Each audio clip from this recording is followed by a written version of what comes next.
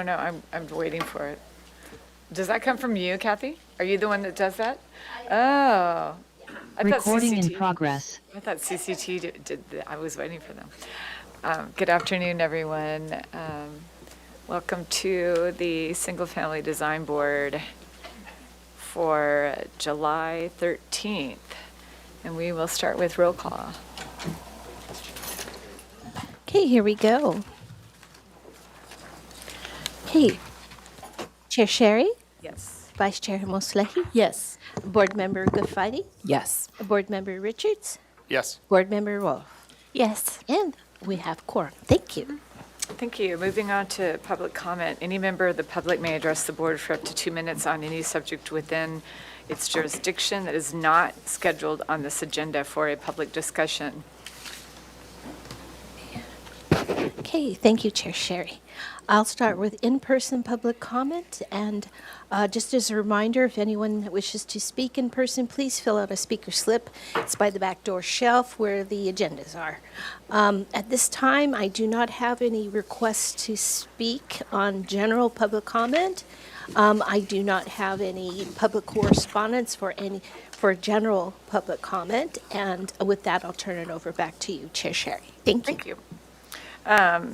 Approval of the minutes of the Single Family Design Board meeting of June 29th, this full board.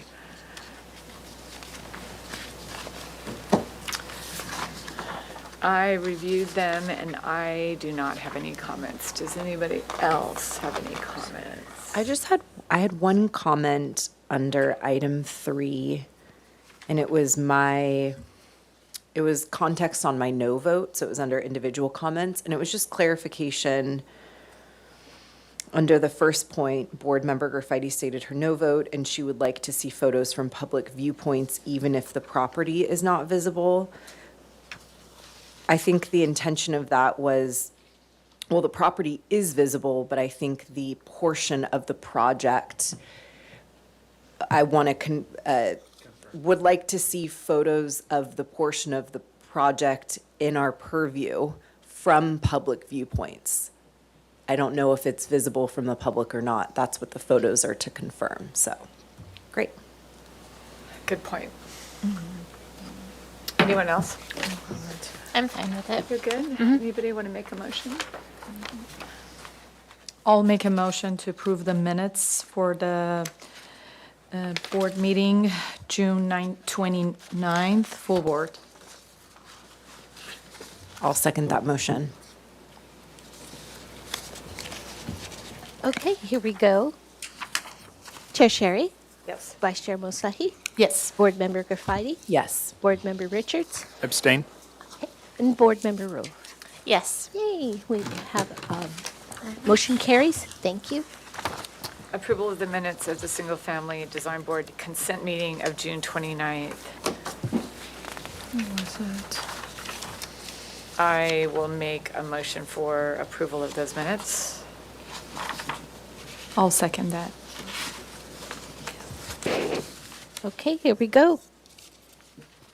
Chair Sherry, Yes. Vice Chair Moslehi, Yes. Board Member Graffiti, Yes. Board Member Richards, Yes. and Board Member Rowe. Yes. And the motion passes. Thank you.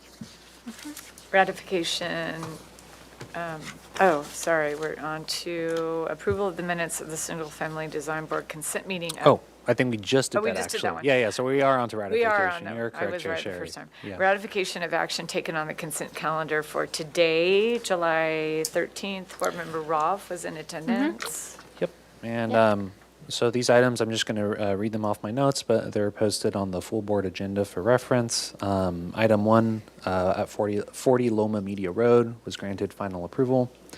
Item 2, or item B, at 1981 Eucalyptus Hill Road was granted project design approval and final approval. Item 3, 1111 Crestline Drive was granted project design approval. And item 4 at 3167 Lucinda Lane was granted project design approval as well. And that's all. And if I could get a motion for ratification for those items. I'll make the motion. I'll second that. I have a question for the staff. So these project that gets final approval, they are under the old ordinance? Yes, that is Okay. correct. Yeah, great question. Yes, both items 1 and 2 are A and B, 40 Loma Media, 1981 Eucalyptus Hill Road. Those were under the old ordinance. Yeah. And the last 2 items were under the new ordinance. And I might add that item B, I had comments in the first line, so. Oh, thank you for the Yeah, clarification. of course. Okay, here we go. Chair Sherry? Abstain. We had an item on that agenda. Okay. Vice Chair Moslehi? Yes. And Board Member Graffiti? Yes. And Board Member Richards? Yes. And Board Member Rowe? Yes. And motion carries. Thank you. Announcements? Yes, so I wanted to announce that item 2, scheduled for today at 3:30, 201 Palisades, planning case number 2026-00002, has been postponed to July 27th, our next full board hearing. So if you are here for that item, it will not be heard today. It will be heard on July 27th. And given that we have the 15 minutes, give or take, for the beginning of a new item, I would just ask the chair if we are needing to do a break in the meantime until we can reach 4 o'clock for 1527 Santa Rosa Avenue. That would be most welcome. And that's it from me for announcements. Thank you. Okay, moving on to item 1, which is 3029 Seacliff. I can read the first item if you'd like. Do you want to read the description? Sure. Go ahead. Yeah, so here for item 1, 3029 Seacliff. It's a continued item for conceptual review. Proposal to demolish the existing home for a new 6,462 square foot, 2-story home with an attached 646 square foot garage, along with new driveways, retaining walls, pool, patio, and landscaping. A new 1,142 square foot, single-story detached accessory dwelling unit is also proposed, with an 836 square foot garage attached to the ADU. The ADU is not under purview of the board. However, the garage attached to the ADU is, because it exceeds 750 square feet and requires a floor area modification. The total proposed 7,298 square feet on a 55,914 square foot lot is 142% of the maximum guideline floor area ratio. So no final appealable decision will take place at this hearing. The staff hearing officer requests comments for project design supportability for a floor area modification for the accessory building area to exceed accessory building floor area limitations, neighborhood preservation findings, hillside design district and slope lot findings, and grading findings will be required when the project is reviewed for project design approval. And this project was last heard on May 18th, 2026. We have the case planner here, Mr. Stolberg. I did want to mention that the floor area that we have in the scope of work includes the main residence and the square footage of the garage that is attached to the ADU at 142%. This is different from the floor areas provided on the plans, so just wanted to note the discrepancy because the ADU garage is under purview of the board, so we wanted to add that into the calculations for board consideration. And the second item, no, I believe that is all I wanted to mention about, but I'll hand it over to Mr. Stolberg for staff comments. Aaron Stolberg, case planner. I don't have too much to add to that, just to restate that the garage is under the purview of the board while the ADU is not. They're attached together as an accessory structure. And because the detached garage is part of the modification that will be reviewed by the staff hearing officer, that we would appreciate any comments about the garage in relation to what was mentioned up there as well. Thank you. All right. Your names for the record. Thank you, Chair Sherry. My name is Liz Hughes, presenting for Tom Oxner Architect and the owners Jamie and Jeff Stevens. And I'm Tom Oxner, project architect.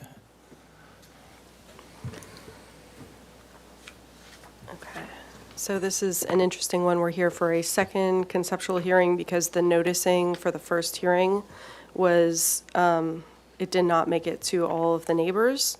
So the way that I'll be presenting this, and let me know if there's any issue with that, is as if we had not been to the board before. So I'm going to go back over site design and some of the features of the site. And we did make some adjustments based on the comments from the previous hearing, and I'll also include that with the presentation. So here are some images of the surrounding neighborhood. This is the project site here, kind of an interesting site that is located off of a cul-de-sac at Seacliff Drive, and then kind of a flag lot, so you have a long, narrow strip coming out to the driveway, and then the building kind of peeks through to capture the views towards Hendry's Beach. And so here is that existing view from the Hendry's Beach parking of the existing structure.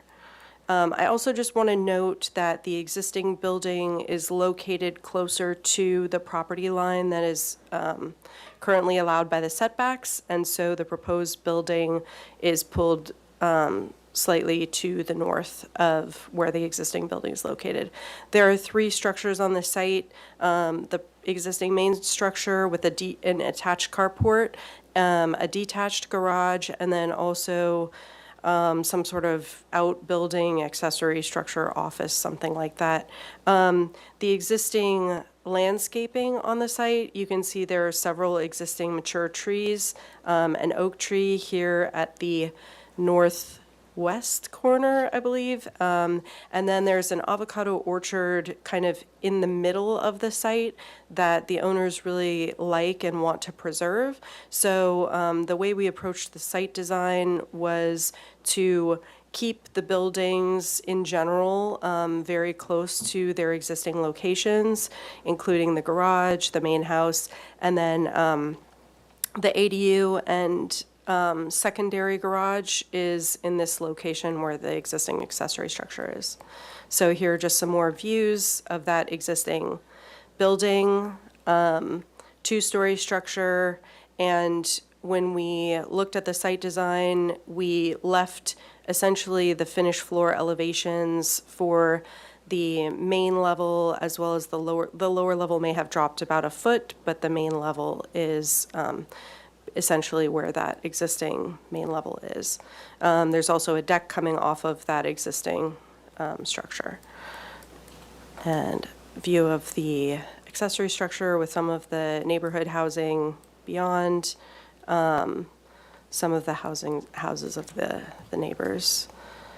Okay, and then there's also just, there's an ADU, a 2-story ADU being constructed to the south of the existing motor court and driveway, and there's actually, you can see how dense the planting is along this side, so that's on the neighboring property. Some photos of the existing structure going down the driveway. It slopes down toward this motor court and the residence, carport, and then this is kind of looking to the side of the building. Let's go to the next page. Okay, and then we have our FAR study of the neighborhood, several larger homes in the area. And also very similar to a lot of locations in Santa Barbara, you know, there will be a lot of older homes mixed with newer homes that are larger in the area. So I can come back to this if anyone wants to see anything specifically, but this is the study of the 20 nearest homes, just to give a reference for the neighborhood compatibility. Then one thing that we thought was really important here was to make sure that lower level was really nestled into the hillside as much as possible. And the the design of the building is actually, we have lower 9-foot ceilings surrounding the building. And then in the living room, kind of central, we have a higher hip roof area for the great room. And we wanted to use a hip roof just so that as the roof slopes towards the exterior, it kind of steps down with that landscaping to reduce the apparent mass. And I thought I had some dimensions here, but essentially the top of that roof at its highest point is about 25 feet from existing grade, but the majority of the building is actually quite a bit lower, more like 15 to 17 feet, where we have the 9-foot plate height at the living spaces on the first level. And then we also have let's see, I just want to make sure this is the right set here. Site section through the office and the den area. Oh, Just to go the ahead. applicant, so I think what you, oh, no, those are the new plan sets. Okay. I just want to make sure you weren't on the old plans. Okay. Thanks. I guess we'll see when we get further in. And then we also have a section going through the ADU and garage. And this building as well is stepping down with the topography to reduce the height of that building as much as possible. We have drawings of the existing and accessory structures, which I'm just going to skip over for now. But this is that survey of the existing lot, and you can see along the easterly portion of the site is the slope kind of coming down, and this slope is vegetated with some dense coastal shrubbery that is going to be maintained as part of this project. I think this is not the set that I sent you, because we're missing some sheets. Oh, no, there is that. Maybe I forgot to put that sheet in. There was an overlay sheet, which we presented at the last one, but I guess I'll just keep going. Here are updated 3D views. What we did do here was there was a comment about the shade structure coming off of the main living space, and the structure, the supporting vertical structure, we reduced the massing of that by changing it to a steel structure instead of having stone. We also simplified some of the windows and looked at the mullions for the garage door. This is a view from the motor court towards the entry of the house. Here you can see that low 9-foot roof to either side of the entry, and on the side is kind of the bedroom wing.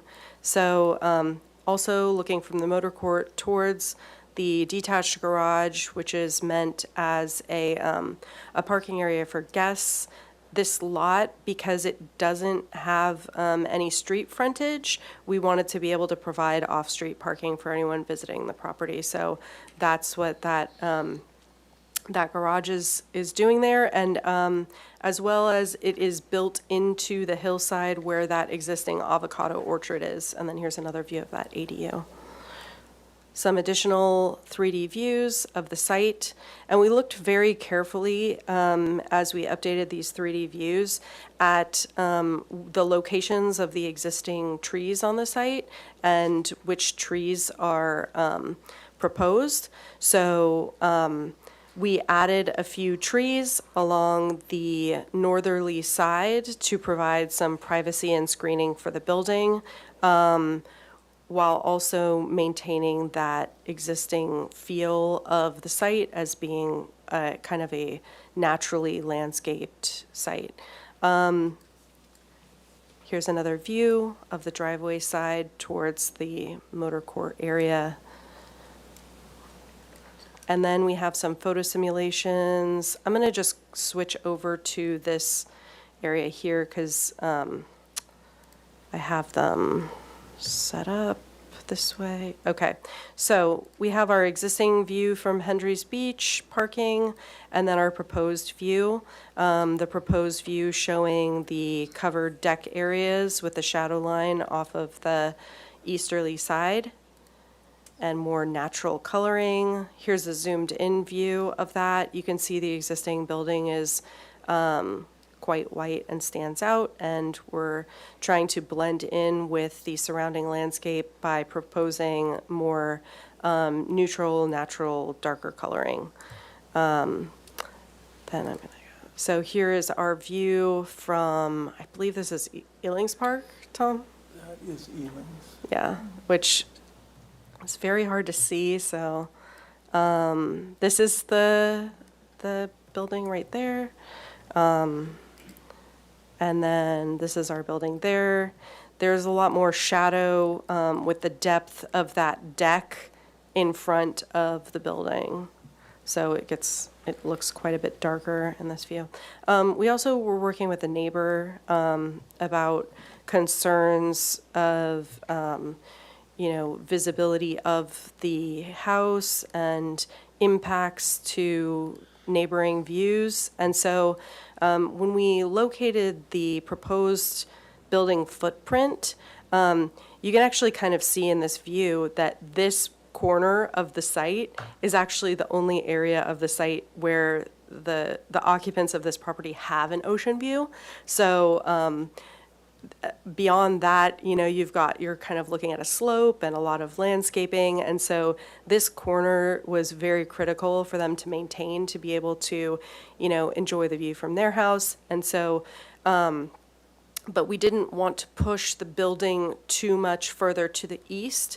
And so the proposed building is about 2'6". The exterior wall is about 2'6" from the existing exterior wall. And I realize that diagram is on another sheet, so we'll get there. And then here is kind of an overlay showing where that existing building is. As the building also pushes farther to the north, the slope is also going down, and so some of the lower level becomes more visible from that side. We're also terracing up slightly with landscaping along that edge and then providing some additional trees for screening. This view is from the Douglas Preserve, and I do have a zoomed-in view here. So maybe, you can kind of see that change there. So that's the existing building, the proposed building, and then I did do a zoomed-in view. So here's the existing and then the proposed. So a lot of what you're seeing there is the covered deck and the shadow of that covered deck. I'm gonna go back to the plans. So we're gonna skip over these. Okay, proposed site plan. I went through pretty carefully, and in the 3D model when I was placing the trees, to note the existing tree locations, as well as you can see where the proposed trees are located. We have 4 kind of larger screening trees along the northerly side of the property. And then we also have a pool at the lower level.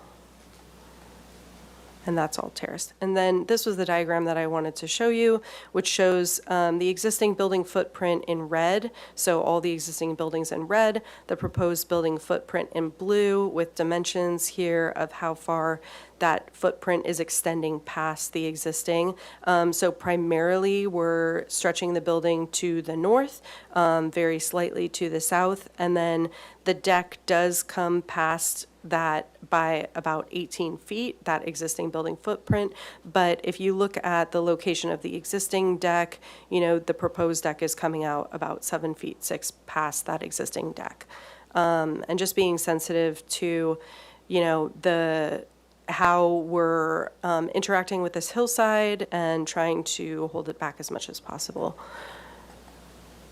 Oh yeah, and then here are the other, okay, so here are our site sections here with those overall heights where I kind of, as the site slopes to each side, showing the overall height from, adjacent grade. At each point, you can see the high point of that hip roof is about 5'7" from the existing ridge line, but that's one point. And everywhere else it's sloping down, versus the existing house has a ridge line that's continuous along the entire center of the roof. And then as you go to each side, 16 feet high, 15 feet 4. In one area where it's the lowest, it's about 20 or 25 feet. And then there's our ADU.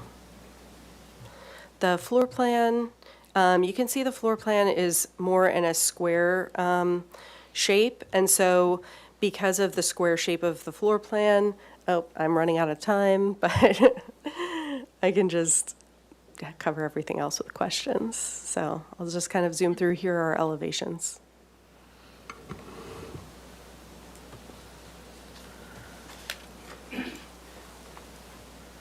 Okay, thank you. We'll move on to public comment.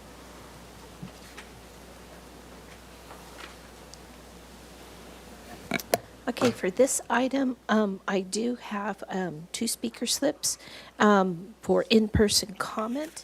The first person is Cy Leon. If you would please come up to the podium to start. You have 2 minutes. Thank you.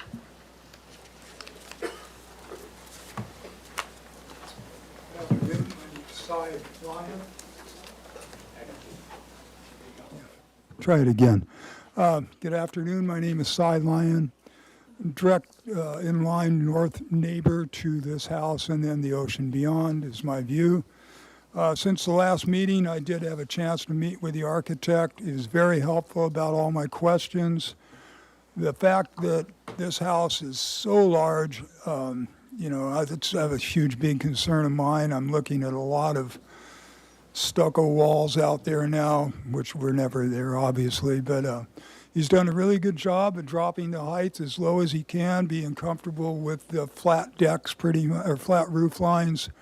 My big concern is that the hip roof, and I know he can't really change it, is pushed. The whole building is moved a good 25, 30 feet farther towards us because of the additional size of the building and the setback from the front yard, if you want to call it that. The original house was built almost on the property line, and he's had to move it back that 15 feet. So everything's come towards us and kind of an on a bleak angle. The photos that I have, he gave to me. I did not ask him if I could show him, but you showed him here today, and hope I'm not overstepping my lines or anything, but it's really important to take a good look at that red outline as how it compares to the original home and to what is proposed. I realize it's an expensive piece of property. It's a view site. People like to go to the limit as they can. I was a contractor for years, and that's usually the way it started, and then they got cut back. I don't foresee that happening here. I'm going to lose a lot of my ocean view to this, being the height of this hip roof, which I don't see how he can change it, and he's done everything possible architecturally is to make this as gentle as possible, but now I don't see Diablo Mountain, I don't see a lot of the channel, and so you even cut off some of the shipping lanes. I can't see those anymore either. So anyway, move forward. I don't really see how my reaction to it can really change anything. I wish it could, but good luck to everyone in the future on it. Thank you. Okay, next we have Mr. Ron Lincoln to please make his way to the podium. You have 2 minutes to speak. Thank you. Great, thank you. Ron Lincoln here. I am the neighbor at 3059 Seacliff. I am exactly east of this property, and I do share a property line with them. I'm wondering if I could ask the architect if they could pull up sheet number A-1.2, which is the overlay. And just because I think it will help all of us kind of see what we're seeing and follow. Through the chair to the public speaker, they can see it on their screens right now. Okay, Yeah. That's what I didn't know. Okay, so I just wanted to, I have no problem, I'll just go through real quick because I know I've got a time limit. We don't have any real issue with the main residence because we don't really see it. I know from a FAR point of view, this is a huge house relative to the maximum at basically 165%. Our issue actually treads onto the ADU and the related garage. And so let me just run through the issues, and then I'm going to give you a solution, and then I'll get out of your way. Number one, the ADU and garage are being moved eastward and are coming closer to our property line and the property setback line, as you can see on there. It's moving to the east and will be closer to our property line. As the ADU and garage are moved closer to the property line, they're moving up a slope, which is hard to tell from what you're seeing, but it moves up a slope, and as it moves up that slope, you're going to actually see more of it even as you start to bring the top down. And it's not the ADU per se, it is actually the garage that becomes the issue in this case. Okay, the garage has a 12.5-foot garage, or height on it. It's a four-car garage. It's 800 square feet. So it's a massive size garage. I know the owners are into cars, so I appreciate that concept. I'm not going to stop them. That's great. The ADU's 800 square foot will be on higher ground versus the ADU because it does drop down. And as it drops down, the ADU isn't an issue, but that garage ends up actually a bit higher. And there are avocado trees there, but this will be just at the very top of that.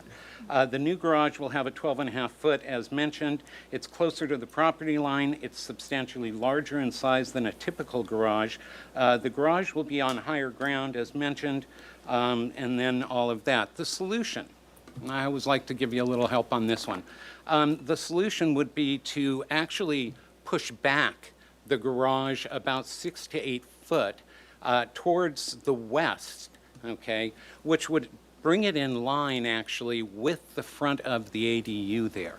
So you see here at the front, the garage actually comes out from the entryway into the ADU. And I believe that if you took that back 6 to 8 feet, you're going to do two things. You're going to bring that slope into play, and that will actually bring it down. It will push that back away from the property line, and in doing so, will actually allow that to be a little bit further away and drop down just by the way, and nobody else will see it, but because it is right in the middle of the property there. So solutions, I think, are pretty straightforward. I'm not an architect. I'm a CPA. I don't even get into this world unless it's something that I think I can add a little insight to your decision. Okay? Thank you. If you have any questions, let me know. I've been there for a long time. I know the property well. It's a great little area to live in. Thank you very much. Okay, upon checking Zoom, I do not see any raised hands, so that ends virtual public comment. We did receive public correspondence from Patricia and Tom Foley, and of course, Cy and Laura Lyon. Thank you. Questions from the board? Board Member Graffiti. Okay. I want to go back to the FAR, the 20 closest homes, and I'd like to know how the FAR for this home compares in the list of 20 closest homes, and then also just the total square feet as well, because I think there's usually both. Yeah, so, let's see, okay, it's up on the board here. There are a few homes in the neighborhood that either exceed 100% or are close to 100%. I believe about 4 in the 20 closest homes. So one of the properties that exceeds the FAR of this property has a 9,294 square foot size, and I think that's 3050 Seacliff is the address on that one. Let me go to the next page because it's a 2-pager. So Can you show me on the map where 3050 yeah, Seacliff is? so it's this one right directly across from this Okay. one. So 3050 Seacliff. Okay. And then there are several other larger homes in the neighborhood. So let's see, 105% is 3102. And I think, some of this is helpful to also, where is 3102? Let me see. Is it the first one, I think? Oh, okay. There we go. Oh, okay, there we go. But But it's also helpful to just kind of look at the aerial of the surrounding neighborhood, because you can see how many larger homes are also in the neighborhood. Just from a figure ground perspective, let's see, there's also some, I think some of these ones that are 97%, you know, you have about a 5,000 square foot residence here, 415 Allen Road.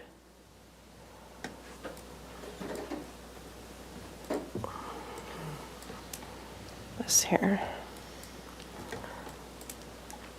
But yeah, that's that 3050 Braemar. Okay. And then I want to go back to the height is 27, it looks like from finished floor to the top of the ridge is 27 feet 6 inches. Is that correct? I think, so the the interesting thing is, you know, when you look straight on an elevation, Yeah. and it's a sloping site, you know, you, Part of it is. at the point where the building meets grade, the highest elevation I got from these site sections that I prepared, and I was actually thinking of preparing like a roof plan diagram to show where the highest point is, but what I got from the preliminary site sections is that this was the highest point here, 25'6" roughly, although at the eave, it's 21'6". So kind of towards the center of this building would be close to 25 feet 6 inches. Okay. And then I just, could you bring up the elevation looking from the east neighbor to the garage? So I think it was the west West, neighbor, I sorry. believe. Okay. And so it's this elevation here Okay. where we have an 8-foot plate height for the garage. And the finished floor elevation for this garage was located very specifically because we do have a 25-foot easement along that side of the property. And so we had to kind of keep the grading to a minimum in that area, and the finished floor elevation of that garage relates very specifically to the natural grade in that area, without having to, you know, provide too many retaining walls and additional grading and that kind of thing. Along this side, where the avocado orchard is, the grade actually comes up about 2 feet from where the finished floor of the garage is. So it really, we did spend quite a bit of time making sure this building was very nestled down into the site. And I think the impacts are pretty minimal of this structure, as well as it being located more than 25 feet from the property line. Okay. And then, sorry, just going back to heights, and then I'll wrap up my questions. What was the height of the top to the top of the ridge line of the original house? Or what is the height? Just so I can get an idea of the change. I'm not sure if it's on the existing drawings, but I'll pull this Maybe in up. the site sections.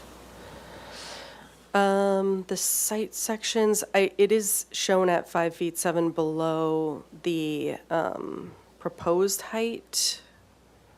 Is that ridge there? Okay, so the change is about 5.5 feet. Okay, Yeah. got it.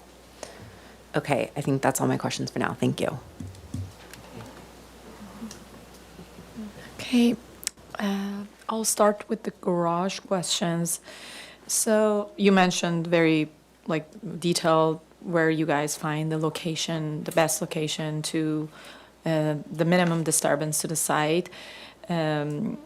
Can you show us on a site plan, like, or like vicinity map, are there limitations, existing trees, native trees to the west side of the garage that also affects the, I mean, I can see it on the Google Earth map that it seems like there are existing trees on the west that limits the location of that. Are they native trees? Do you know what they are? Yeah, so we have 2 existing sycamore trees that are relatively close to the building. This is a smaller sycamore tree, and then this was the one that we were mainly looking at preserving as part of this application.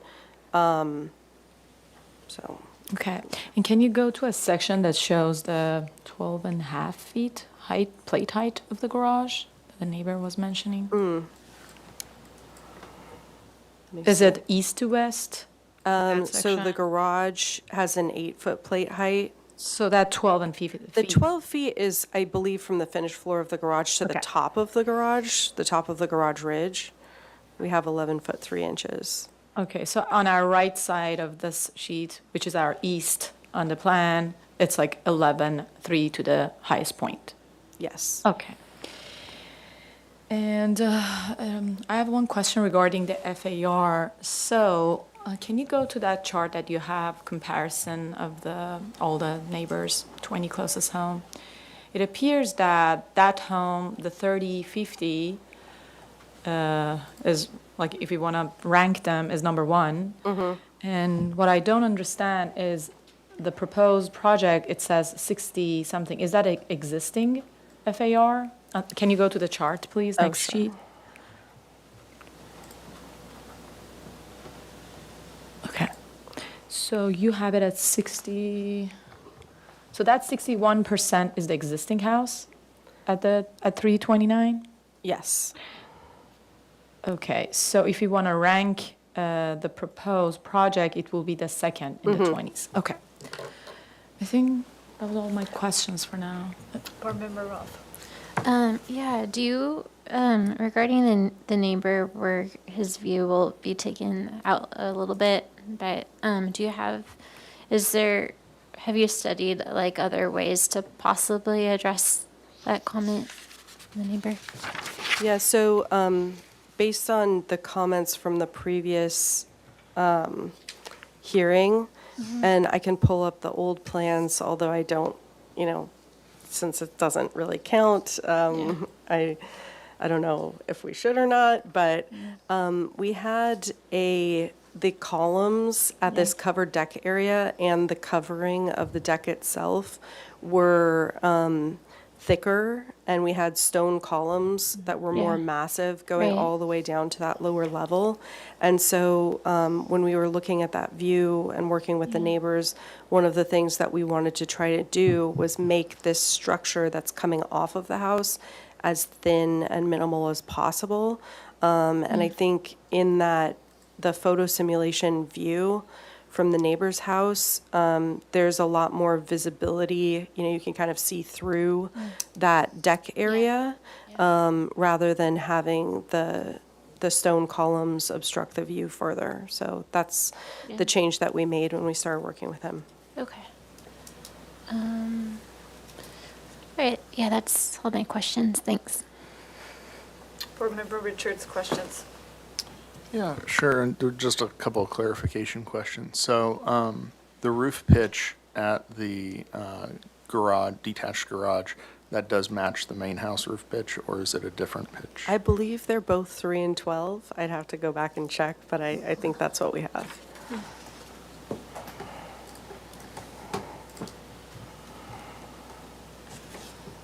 So here's our garage at 3 and 12, the garage and ADU, and then our main house also 3 and 12.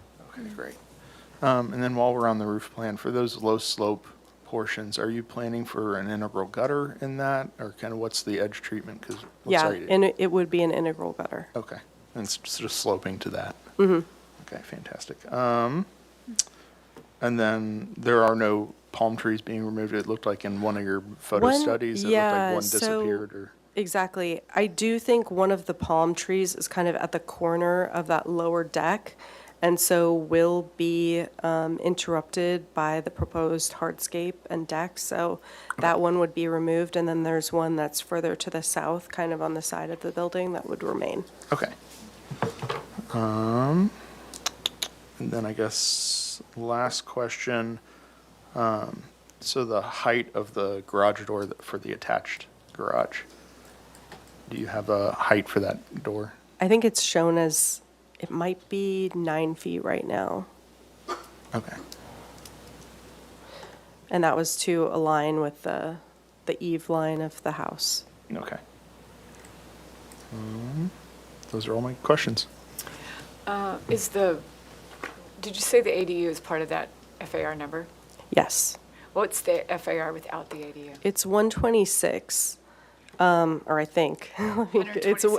126%? Yes, but the way we originally approached the design of this building was that we were expecting to be able to discount part of the basement area by 50% because of the exposure, but the way that it ended up working out as we pushed the building towards the north and the slope went down, that, Really? yeah, that we weren't able to utilize the 50% reduction in the FAR. However, our original design in the spirit was, and I think we had something like 108 or 109% if we were able to use that reduction, which we weren't.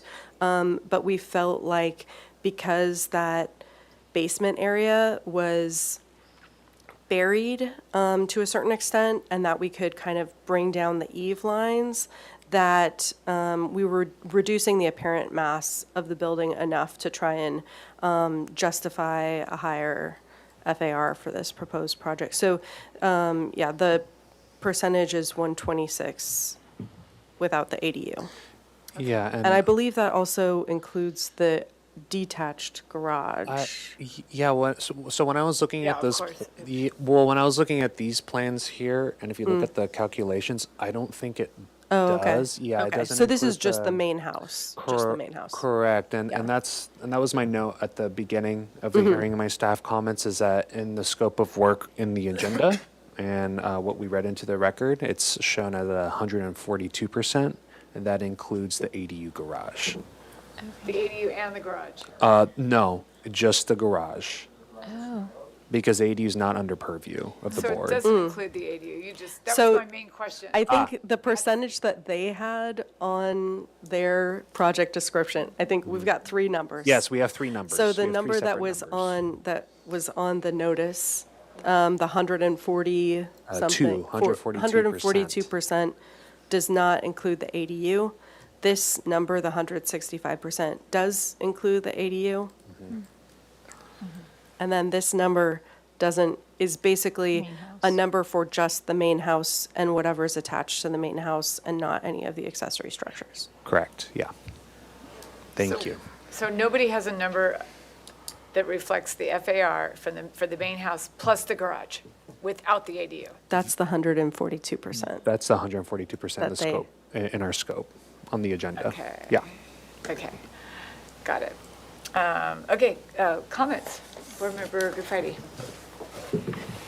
Okay, I think the design of the house itself is nice, and I appreciate you engaging with the neighbors and everything. Private views aren't in our purview, but I think it's, always nice to consider that. I'm struggling a little bit. I mean, we're here for concept with the size, bulk, and scale. We have that one outlier lot with the 185% FAR. I'd be really interested to see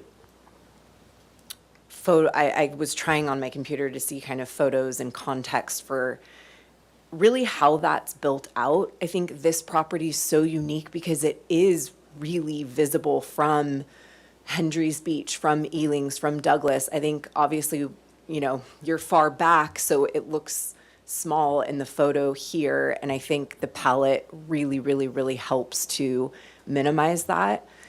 I would be concerned if somebody changed the palette and painted it white because of the just sheer height and bulk on kind of the not cliff, but on top of the hillside. So that's just where I'm struggling. I think usually I don't, I look at a number for FAR. This is a guideline. It's not a requirement. So I always take that with a grain of salt. It is pushing pretty high up, and it goes from like 184 and then all the way down to 105, and the rest of the properties are kind of around and below that. So again, I'm not just focused on that number, but it's also that in comparison with the height of it and just the overall volume I'm worried it's going to just really stick out and kind of be out of character with the neighborhood, and because it's so publicly visible.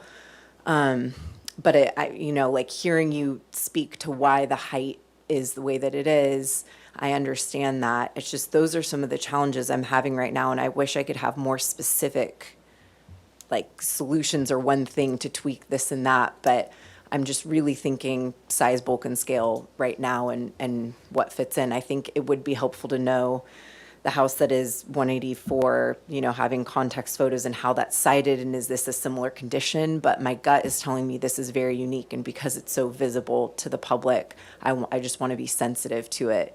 It's not like there's a lot of trees that are growing in around it from the cliffside. I mean, it's more like propped up. So, and yeah, I do like the design of it. I think it's beautiful, and I think the palette's really helping, and I would really encourage you to stick with that palette as this goes through, but those are my initial comments. Board Member Mosley. Yes. First, I don't know if we are talking towards the previous minutes that we gave, because it's a new presentation again from the concept, but I can see the changes that were made that are like, now it's like they're less, the house itself, it blends to the surrounding landscape more than the previous time that we saw.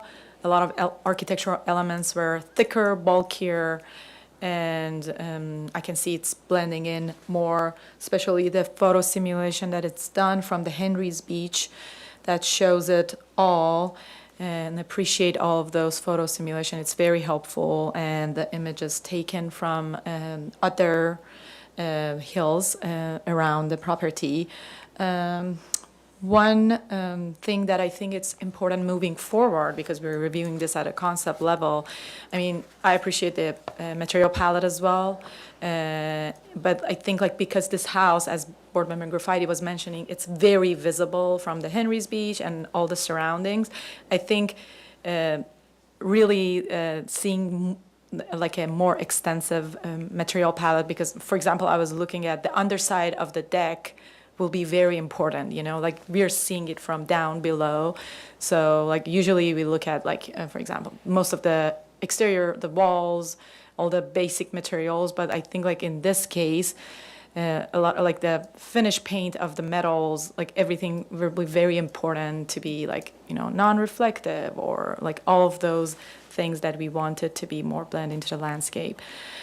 Regarding FAR, I agree with Board Member Graffiti. It's like I understand that there's one house that it's larger, and from the Google Earth view, it looks too large, that one, and I don't know what happened. That house happened, and we want to make sure, like, this is a guideline for us as well. We want to make sure that what we're approving is not making an example that, like, everybody, like, whatever property comes in, because moving forward, it will be neighbor compatibility again. So we want to make sure with all the architectural details and like everything, bulk and scale, that will be that. I don't have a specific comment on the geometry, and I think they have done like the lowest slope that they could with the style of the architecture. But I'm looking forward to see like more detailed of like the material palette and everything moving forward to make sure that it really blends with the nature there. Board Member Ralph. Yeah, hi. So I really appreciate the changes that you've done to make it a little less bulky, and then the architectural moves are, they're cohesive. Writing comment. So I feel like even though you made the trellis, you reduced the bulky items or elements with the stone, I still feel that when you view it from Henry's Beach, it's still, the form's still there, even though it's lighter. So I still feel like it's like visible and there. So my suggestion would be to just move that part of the building just back a few feet. I don't know what the magic number is, but just kind of push it back. That's my main thing. So that's all. Thank you. Board Member Richards. Sure. I appreciate the design improvements you guys have made, sharpening your pencil, reducing kind of the mass and bulk of all those substructures. Regarding the mass, bulk, and scale, it's kind of a tricky thing because I know that there's a lot of projects going on in that neighborhood that's going to bring up the neighborhood compatibility, but we also don't want to set a terrible precedent for this neighborhood being overly large. That said, I think the way that you guys have addressed the design of this project with the material palettes, tucking this back into the hillside and trying to set it in there, does do a really good job of reducing that mass, bulk, and scale and makes me more comfortable visually with it than just with the number being large. So I do think that, you know, an important part of what you're going to be facing in the next hearing is really making sure that you kind of get those roof and eave details all dialed in. I know they're kind of like just grazing and bypassing each other. So it'd be good to make sure that those are all kind of figured out and sensitively addressed. So also, I guess I appreciate the all the photo submits that you guys did and working with the neighbors. You know, that's an important part of this too. So thank you for that. Thank you. Yeah, I agree with your justification for the FAR being over because of not being able to get the benefit of the reduced square footage that is in the understory. I also think that you having located the house in pretty much the same location as the existing house, and as far as the garage and the ADU kind of being back, I don't think that if you are anywhere within visible sight of this property that you could, when the new house is built, you would be able to tell that it is really any different in size than the existing house. That's my opinion, because you're moving it 2.5 feet forward. Somebody might notice that there are decks. I certainly understand the need to have a deck on the upper level because that's the main level of the house.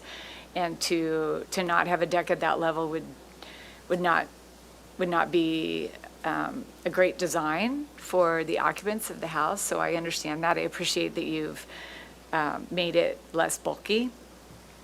But I understand the design and I respect the design and that you've kept the plate heights low. You're not coming in with an excessive plate height. You're not asking for a 10-foot plate.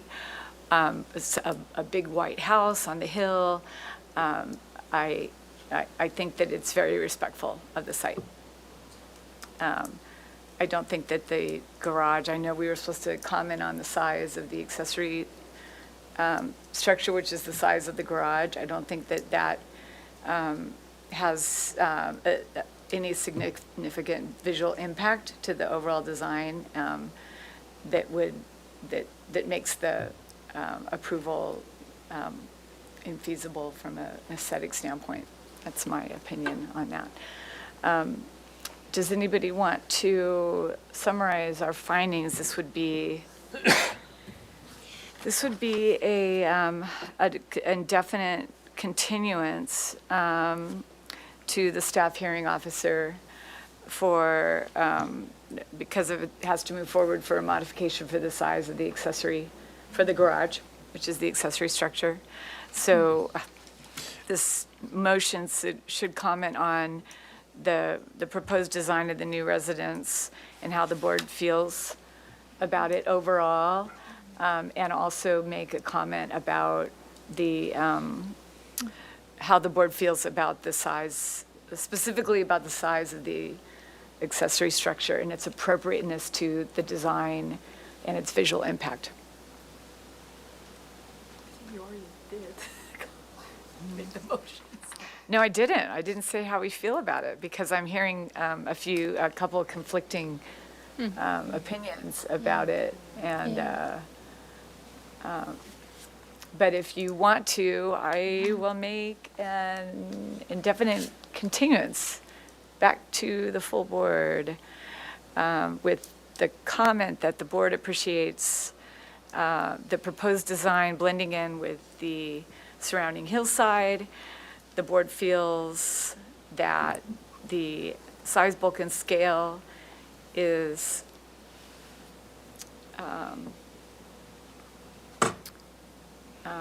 being similar to the overall size and massing of the existing residence, that the board feels that the applicant has successfully created a design that is respectable to the site.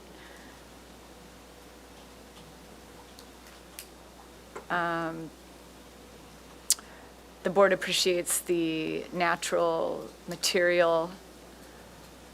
materials proposed, and that the applicant has kept the plate heights to a minimum and the roof slope to a minimum out of respect for the surrounding neighborhood. The board takes no exception to the proposed size of the garage, and feels that the size of the garage being in excess of the maximum allowable size is not contributing or negatively or exacerbating the overall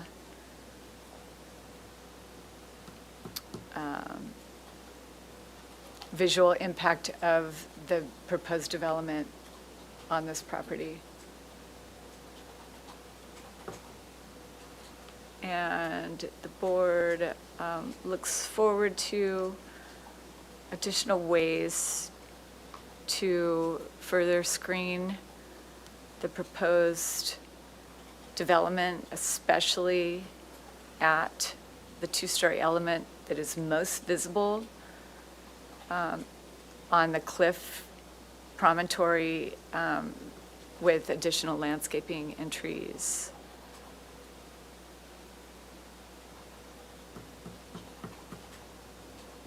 Do I have a seconder, do I have a seconder first, and then we'll have discussion? I'll second that. Under discussion, any items? Maybe a discussion item is to see if there's ways to reduce this actual square footage of the home, creative ways, but. Okay, we can add a comment that the applicant to study additional ways of decreasing the square footage of the main residence in order to further reduce the proposed FAR, even though the FAR is a guideline-only FAR. Yeah. Thank you. Okay. Further discussion? All those in favor? Oh, Um, we're voting. We're not I- doing that. We're not doing that. And Chair Sherry, I just had a question about, I know in your motion when you began, you said indefinite continuance to the full board. I just wanted to clarify that, whether or not you intended to continue that to the staff hearing officer, or if you wanted to see this project again prior to continuing to the staff No, hearing it's, officer. it's an indefinite continuance to the staff hearing officer With with the project to return to full board afterwards. Great, thank you for the clarification.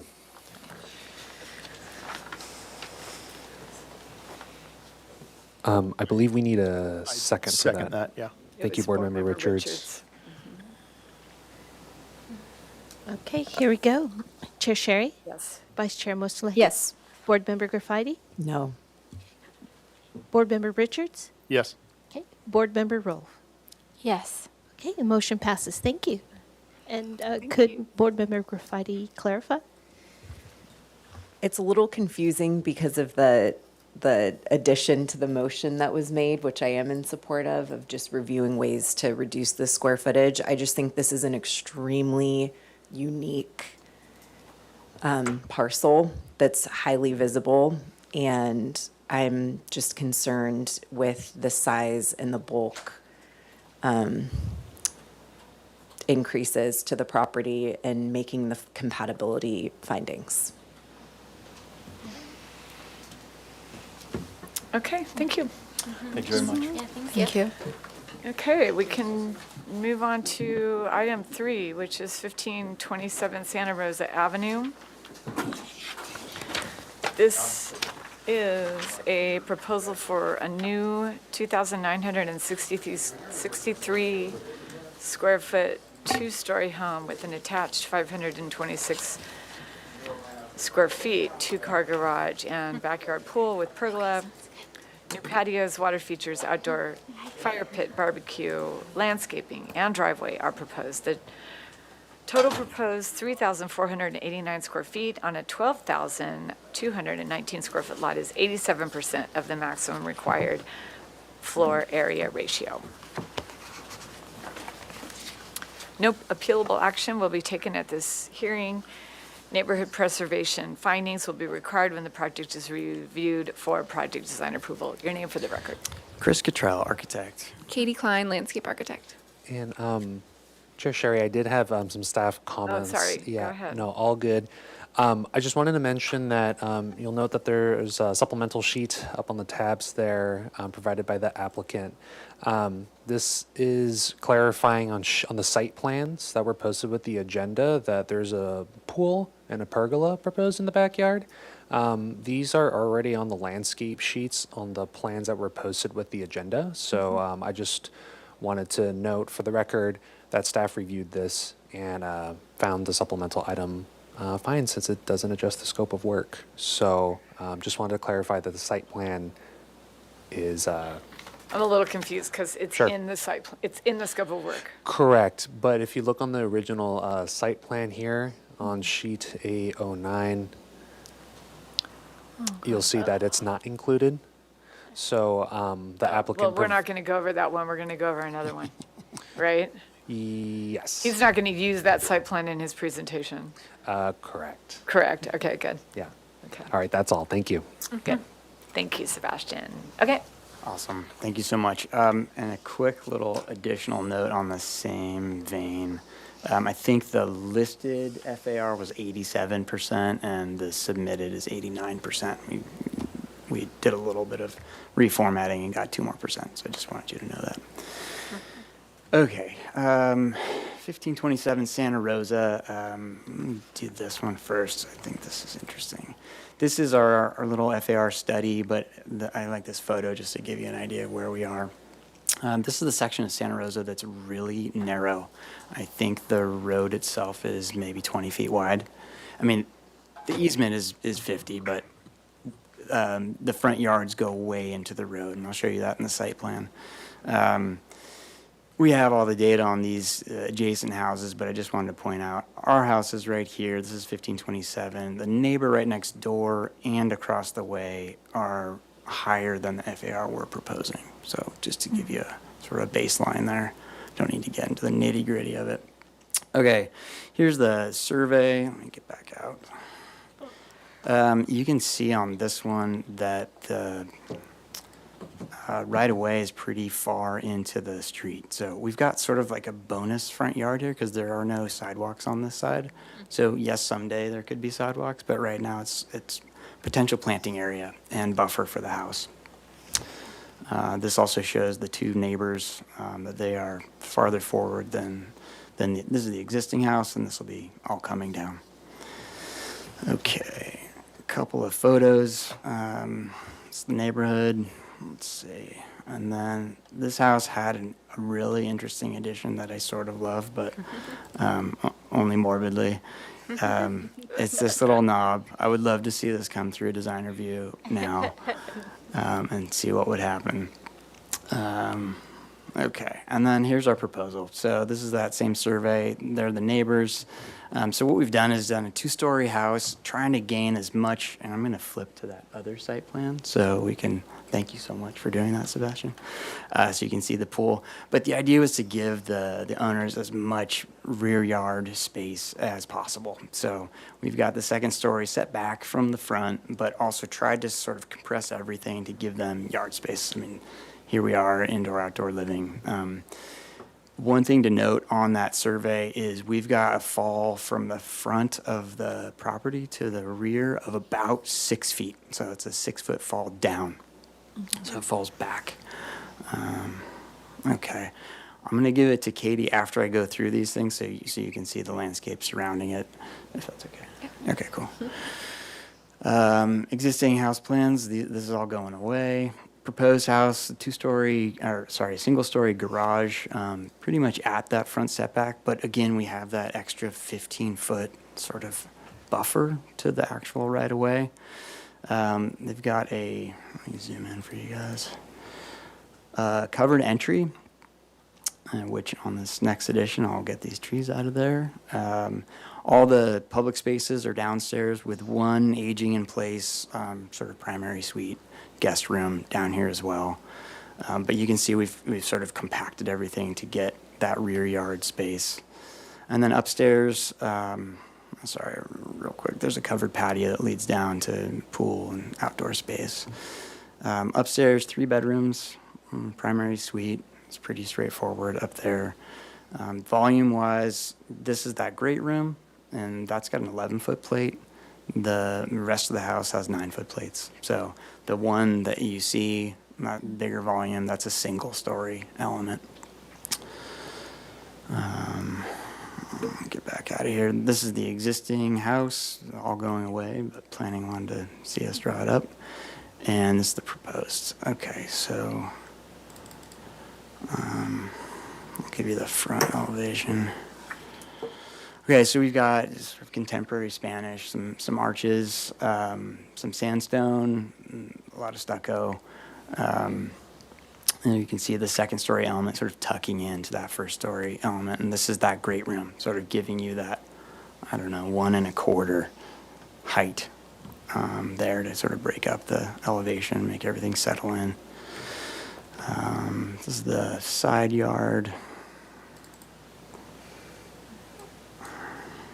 East elevation, sandstone fireplace, and you can see that front covered entry that's got a stone wrap as well as the garage does. We've got arches in that back covered patio. All right, the last 2 elevations. This is the west elevation. It's kind of side yard action, but we did break it up. So you've got that garage stone wrapping around, and then this is that the guest bedroom downstairs. And then this is rear yard, again, that covered patio, stone element at the kitchen, 2 small balconies. This is off the primary bedroom, and then this is off of just a regular bedroom. Not party balconies, very small. And then I think we have no sections. So I'm going to get to Katie's, and I'll get out of your way.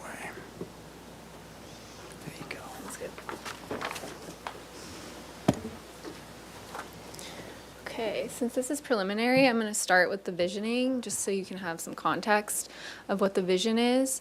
As Chris mentioned, in the back, we do have a pergola near the pool area that I'll point out. We have a pool, we have a grass area. We're doing limestone patios. We have a couple water features. In the front, we'll have a low plaster wall. There's an outdoor kitchen. We have a fire pit area. And then we'll have some stone with planting in between and gravel for secondary paths. And we're still working on the material for the driveway, but either stone or pavers. And then just quickly, here's our plant palette. Mostly Mediterranean, a little more traditional in there with some roses and hydrangea. We have done our water use calc, and we meet the preliminary water use. And then for trees, we have some fruit trees. We have some palms by the pool. We have some loris trees, olives in the front, and then we have an avocado tree as well in the back. So I'll walk you through the site plan. Try and zoom in. So in the front, we have the driveway here. We have the secondary pathway from the road. As Chris mentioned, we do have around 20 feet setback here before you even reach the yard area, so we will plant this with something. There are 2 existing trees that well, this one's not really on our property, but for context, it's a large paper bark tree. And then we also have a Brisbane box that we're protecting. We are removing some trees. We do have an ash tree that's not in good health in the front, so we'll have to go to stack since it is in the front setback. We have a fruit tree and a holly tree and then a pittosporum, and then also an avocado tree that we're removing. So as far as totals, we're removing 6, but we're proposing 10 new trees as well as 10 new palm trees. Rewinding, going back to the front, so we have olive trees in the front, we have a little grass area, we have a stone pathway that'll be planted to your front entry, we have a little water feature here moment, and then we also have some fruit trees. And then towards the west side, this is where the trash is going and also the pool equipment. And then the east side, we have kind of a secondary gravel access path. And in the backyard, as Chris mentioned, we have a covered patio here that leads you stairs down to the pool. It's approximately 30-inch drop, so we have a low retaining wall that'll be stone here that has a 3-foot planter to buffer that area. And then we have a secondary staircase coming down to this back patio that'll have a water feature. And then we have a nice lawn area, pool, and then here's the pergola. It's a little confusing. This dashed dark line means permeable. It needs to be permeable surface. So the pergola is really this smaller dash line here that's centered on the pool. And then we have an avocado tree. Here are loris and then the palms in the back. And then I do want to mention, as I mentioned in the beginning, we have a low 42-inch plaster wall in the front, a gate here for pedestrian access, and then we're doing all new fencing around the whole property, 6-foot wood fencing, and then we're also hedging in the property line. And that concludes the presentation. Happy to answer any questions.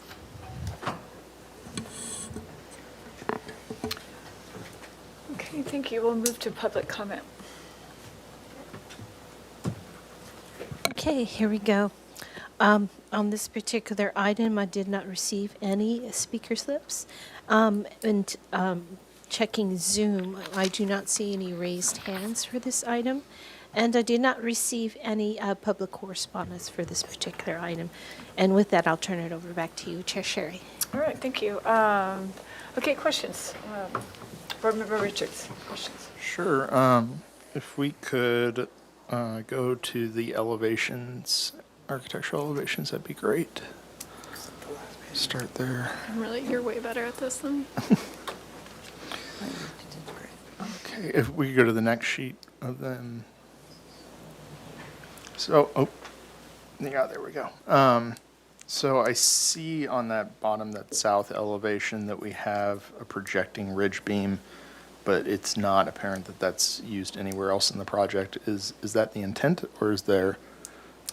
Oh, on the covered patio? Yeah. Yeah, we're still developing what those finishes will be. So Okay. I think in one scheme, we had those all exposed, and that one stayed, so. Okay, but the intent is that they're not exposed, or there's not going to be a projecting ridge beam for the rest of the If there property? are, if we're doing that, it'll be everywhere. Okay. And if we're not, it won't be. Okay, fantastic. Going to, if we go to the floor plan, or actually while we're here, the windows, it almost looks like they're projecting off the face of the wall. Is the intent that they're doing that, or they're supposed to be set back? No, I think it's just a graphical issue. Okay. They'll definitely be set in, the stucco returned to them. And have you thought about the materiality of those? Are they going to Of be the wood? windows? Yeah. Yeah, black, steel looking. Okay. Yeah. And then I guess my last question is, if we go to the floor plan for the first level, it looked like, yeah, okay, so for that covered patio, it looks like there's a differentiation in thickness for those side arches versus the south-facing arch. Is there a reason for that, or is it? No, that'll probably also shake out. It'll be Okay. the same. Yeah. Fantastic. So those are my questions. Nice. Board Member Ruff. Oh, yeah. I was just curious how you decided to do kind of like a curved door shape versus, I think it's just in the doors, versus some of the other windows, are the traditional rectangular shape. I think I think it's just on the first level, or the windows or they're curved.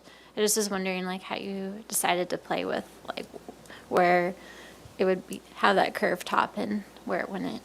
Yeah, no, Yeah. that's great. So the three that you see there, that's a sort of connector hall. And I think the architectural feeling walking down that, both looking at it and walking down it, would feel really good. Yeah. So we didn't want to do too many curved windows, so the front entry has that, and then those are the three there.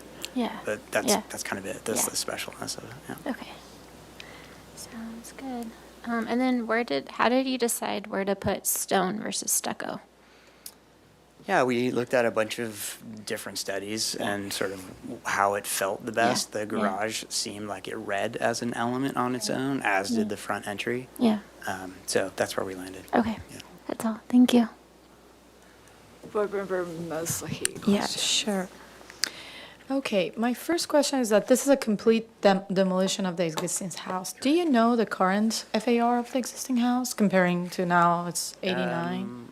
We can look it up. Okay, Yeah. just We have the square curious. footage if that's helpful. Yeah. Okay, doesn't matter. So there's one on your roof plan.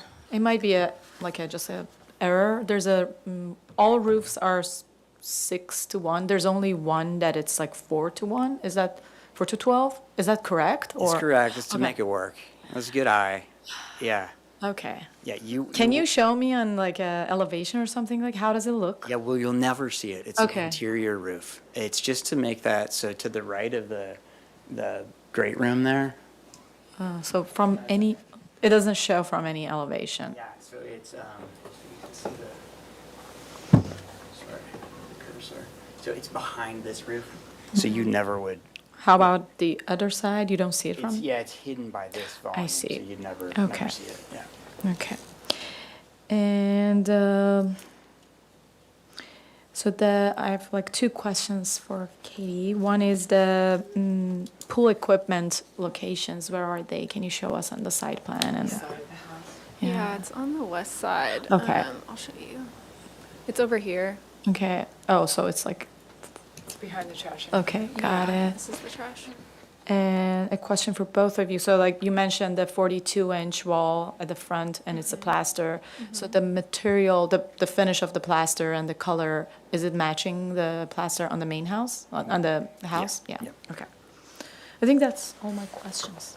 Board Member Graffiti. I was just going to confirm the height to the top. It looked like it was 2311 from the finished floor to the top of the ridgeline, but can you just confirm that? Yeah. Let's look at this elevation. Yeah. You can zoom on the right side. I don't know how you do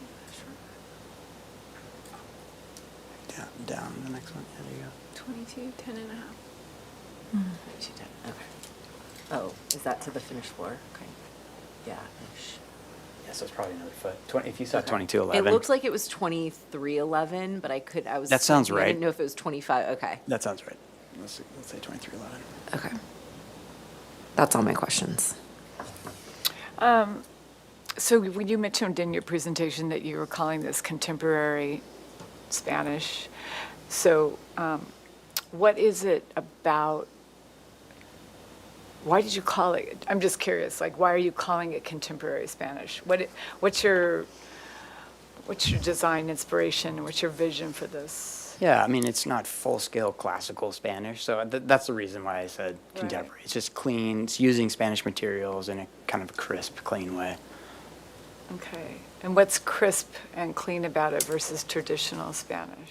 Well, won't have like, for example, the stucco will be a very smooth finish. So maybe that's more modern than you would have gotten traditionally. You would have seen more fleck and that kind of thing. That's the only more traditional. I'm just trying to Yeah, understand maybe the my design. verbiage, maybe I should have just said it's Spanish. Spanish. We've gone okay. Spanish. I was just Tile wondering what roof, it is that yeah. you were thinking was contemporary about this. Yeah, at one point we had a metal roof on it, and I think we've morphed into more traditional Spanish. So we've got two-piece tile now.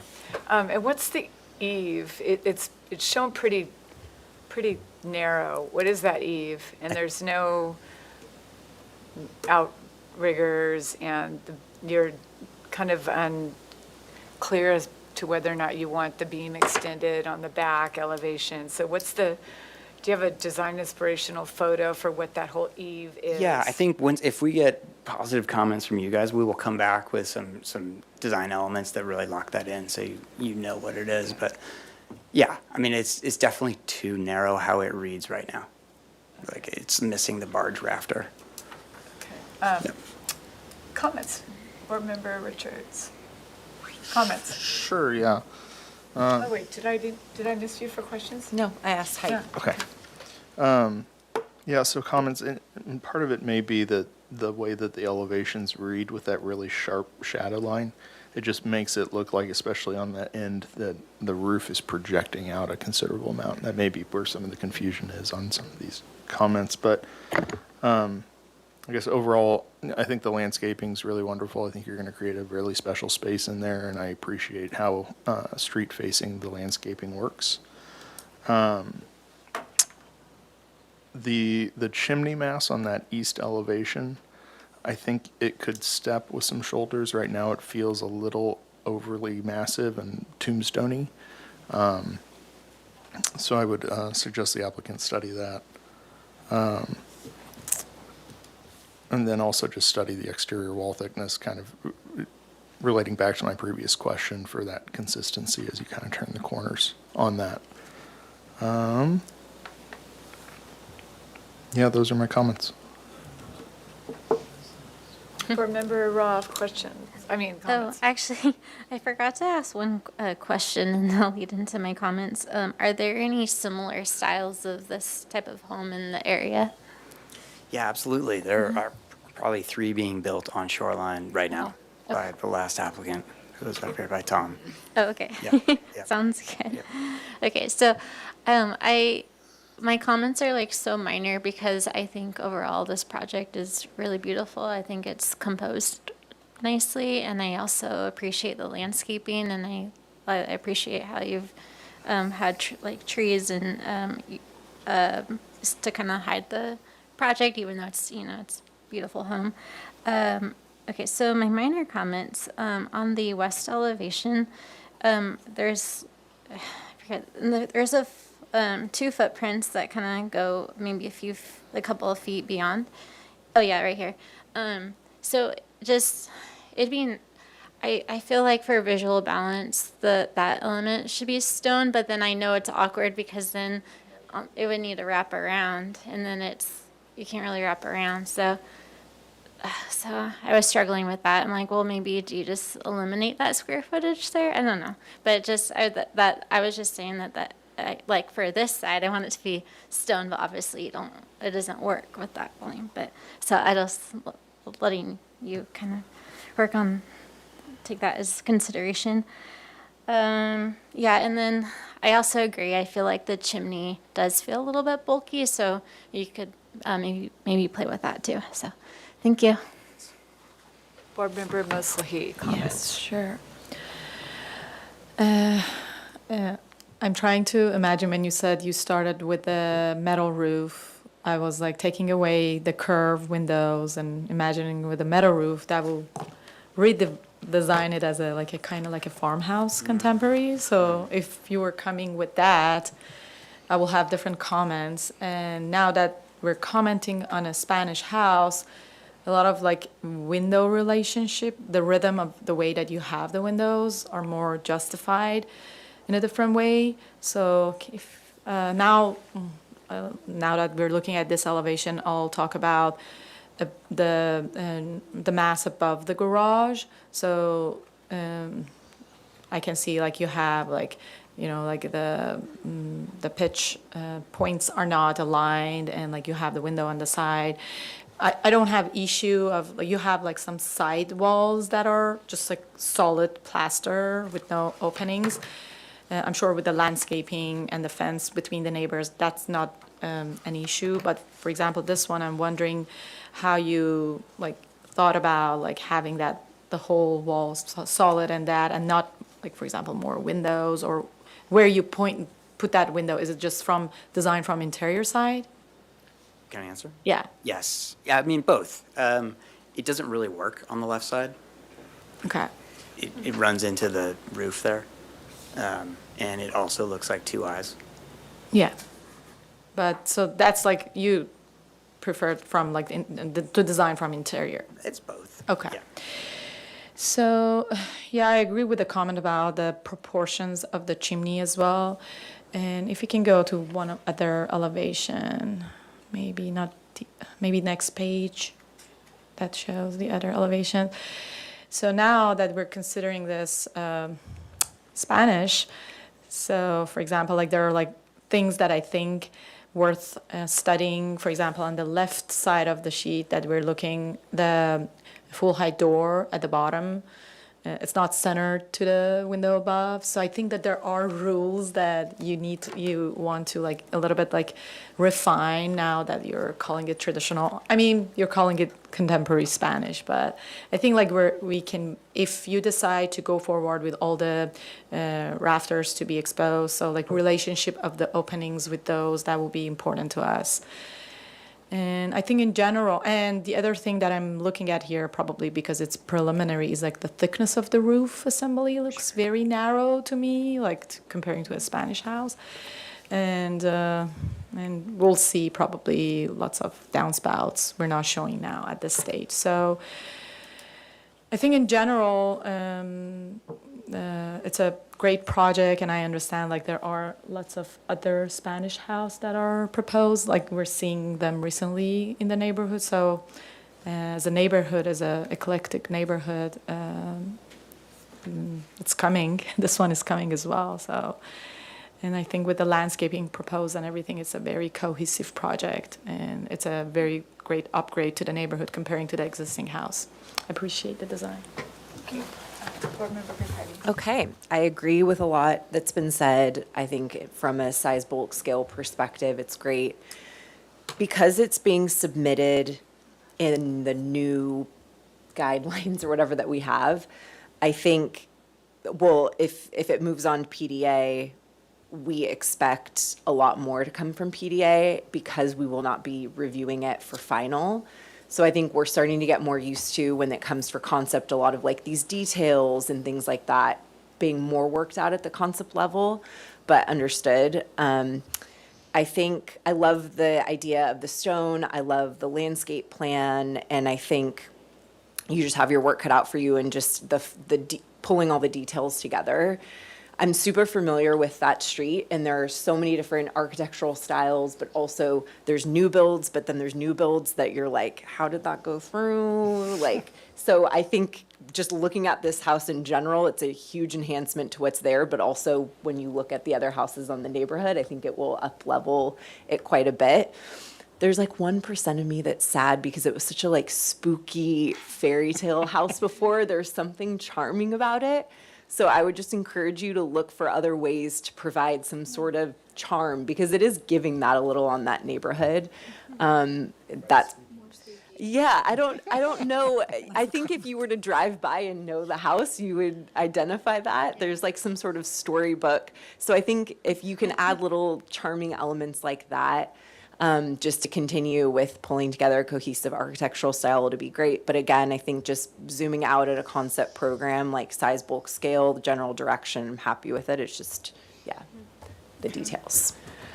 Yeah, I agree with my colleagues. I think it's going to come together when you start looking at all of your detailing and bringing it into a cohesive design, because I feel like this elevation that we're seeing on the screen, for instance, the plate height of the covered patio is at least a foot higher than the rest of the lower level, or at least compared to the left side of that elevation. And it's driving the scale up, and it's almost making it look like it's a little more commercial in proportion. And then if you go to the front elevation, the detail of the front door is that has a little bit of a commercial feel to me, almost like a church, or maybe it's just the fact that it's a solid double arched door, that maybe it's the double gable, maybe it's the slope. It's I think it's going to all come together, but I think that the slope that you've chosen is not, because it's not a traditional Spanish slope, it's going to take on an interesting look. I'm not saying that it won't work, but you're going to have to be really careful about how it's hard to comment when you've got, a 3-inch eave with no rafter tails, and then the slope is high, and then it's hard to see how it's going to come together, but I trust you, and I know that it will. So I don't think you've got necessarily an issue with the sizes of the openings or the proportion of plaster to fenestration. I also don't think that like a real black, I think that if you chose, like you say, you're going to use a real black finish on the doors and windows, I think that you might want to tone that down if you're going for a more Spanish style look, because black might be a little harsh. Yeah,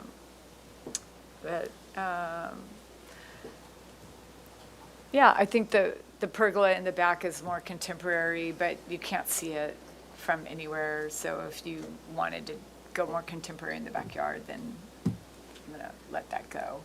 I don't think you have to have a heavy Spanish pergola in the back. But I don't have an issue with the roof lines, the scale, the massing. I think it fits in the neighborhood. I think it's more about how everything is going to come together. So this is an indefinite continuance. Does somebody want to make a motion to that regard? I can start, but I will need help. So this will be an indefinite continuation to the full board with the following comments. That the board appreciate the proposed project as a great improvement to the neighborhood, and the board supports the bulk, scale, and massing of the project.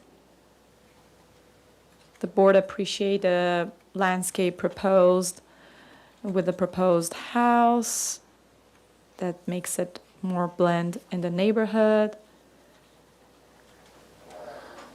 The board requests the applicant to come back with architectural details to clarify the proposed Spanish style of the house, including the roof details, the eaves, the exposed rafters, window door details.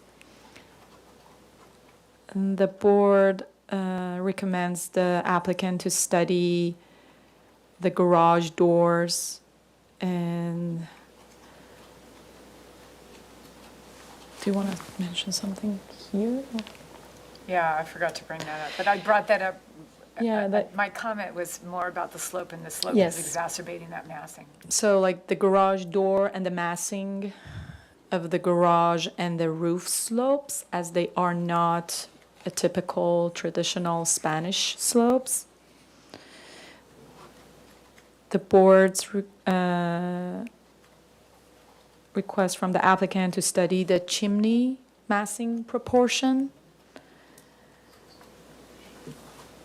And I think that's it. And do I have a second? I'll second the motion, and I have a couple of comments that I'd like to ask the maker of the motion if they could include, and that being, if you could include in that list the fascia and the consistency of wall thickness on the back patio arch, and the materiality the proposed colors and materials. Yes. I accept all of those. I have another comment too. And also, would you be interested in having them study the west elevation with the stone, the different flat backs? Can you turn to the west elevation? Yeah. Yeah, let's look at it. Just the balance of materials. That's What's the comment exactly, Board Member Roth? well, it just, I think it's actually, like, my comment is to study, okay, as it is, the stucco projection, to me, it doesn't balance well with the stone. But I also know that if you put stone on that one element, it would look funny because it's wrapping around, and so that doesn't work. But I just want to have them study the proportions, you mean the Yeah. proportions of Yeah. having stone and yeah, but I don't know how you all feel about that. It's pretty minor. Just make a clean statement Yeah. about what you think you would want the applicant to look at. I want them just to study the massing of this projection on the west elevation that's like facing the street. Can you tell us now from your floor plan, what is Yeah. that, that Yeah. have the ED, like what's the use? Yeah. I'm sorry, I think I'm turned around. I Yeah. don't think, I thought you were talking about that lower right element, but that doesn't face the street. Oh, that doesn't face the street anyways. Oh. Well, This is wrapping from the garage. oh, that's the garage. side. Okay, so if it's in the back, it's not as big of an issue. Okay. Never mind. Okay. Never mind, okay. Okay. Okay, that's the motion. Okay, here we go. Chair Sherry, Yes. Vice Chair Moslehi, Yes. Board Member Graffiti, Yes. Board Member Richards, Yes. and Board Member Roll. Yes. And the motion passes. Thank you. Okay. Thank Thank you. you. Okay, moving on to item number 4, which is 30 Lalita Lane. This is a proposal for a 473 square foot addition to the 1,650 square foot single-family home, single-story home. The conversion of the attached 569 square foot garage into habitable space. New detached 405 square foot guest house with an attached 470 square foot two-car garage. A minor zoning exception is requested to exceed 10-inch maximum deck heights in the interior setback to 18 inches. New standing seam metal is proposed, as well as windows and doors. New backyard patios, trellis, pool, and deck are proposed. 140 cubic yards of grading are proposed. A front yard trash enclosure, uncovered parking, pond, sandstone pathway are proposed. Removal of 3 olive trees is proposed, and new trees proposed throughout. The total proposed 2,692 square feet on a 20,726 square foot lot is 58% of the maximum guideline floor area ratio. I don't think I've heard proposed in a project description quite so much as Yeah, this. sorry, I should have rewritten that. Thank you. No appealable decision will take place at this hearing. Minor zoning exception findings, neighborhood compatibility findings, hillside findings, and grading and vegetation removal findings will be required when the project is reviewed for project design approval. Your name for the record. Jason Greer with Design Art. Okay. Mark Shields with Design Art. I don't think your mics are on. Make sure the green light's on. Mark Shields with Design Arc. Jason Greer with Design Arc. Courtney Miller, landscape architect. And, let's see, do I have anything to say on this one? I think my only comment is that this project's being reviewed under the new ordinance. So we'll just have to come back for project design approval, and then with that, it'll go on to staff for final approval. That's all. Thank you. Ready? You're ready. All right. We're going to talk about our proposal some more. And we propose, anyway, this is a nice little project for an expanding family. And on Lolita Lane, which is kind of north of Foothill Road. Chase, you want to go to the site plan? Yeah, it's kind of upwards from Foothill out towards La Cumbra, heading west. And let's go to the overall next page. I'd like to go to, there we go, okay. So we've got some neighborhood information for you. Essentially, it's a slightly sloping neighborhood, and the project's located on a cul-de-sac, pretty much surrounded by houses of similar style, like kind of ranch-style homes, typically one story, shallow roof pitches, little backyards. In terms of the acres, are all about a half an acre. We propose to add a little bit here and there to the house. Let's go to the floor plan. Or the existing, let's go to the existing, actually. Existing photo, sorry. Just to give you a little warm-up. The existing home is very modest, plaster with asphalt shingle roof, big, kind of a too big entry driveway. We plan to reduce that. Some landscape, the house, the land is pretty much hedged out all the way around. The windows are aluminum, plaster, and sliding glass doors for the openings here and there. There's an existing pool in the back. Kind of see that. There isn't a pool. There's a koi pond, actually. Wouldn't call it a pool yet. Koi pond. And a deck. And the deck's actually in the setback, so we plan to redo that as well. There's a little putting green. We plan to change a lot of the backyard attributes, and Courtney will have more to say about that. Let's go to the floor plan now, or the overall floor plan. There we go. Pretty much typical setbacks. There is a Edison easement to the south. The area of the plan that's denoted in black is the existing home, and our orange is our proposed remodeling areas. So here and there on the home, we plan to enclose an existing deck, which is called the game area now, and that's to the west. And then to the north, there's an existing garage that we plan to convert to a master bedroom by an addition to the north.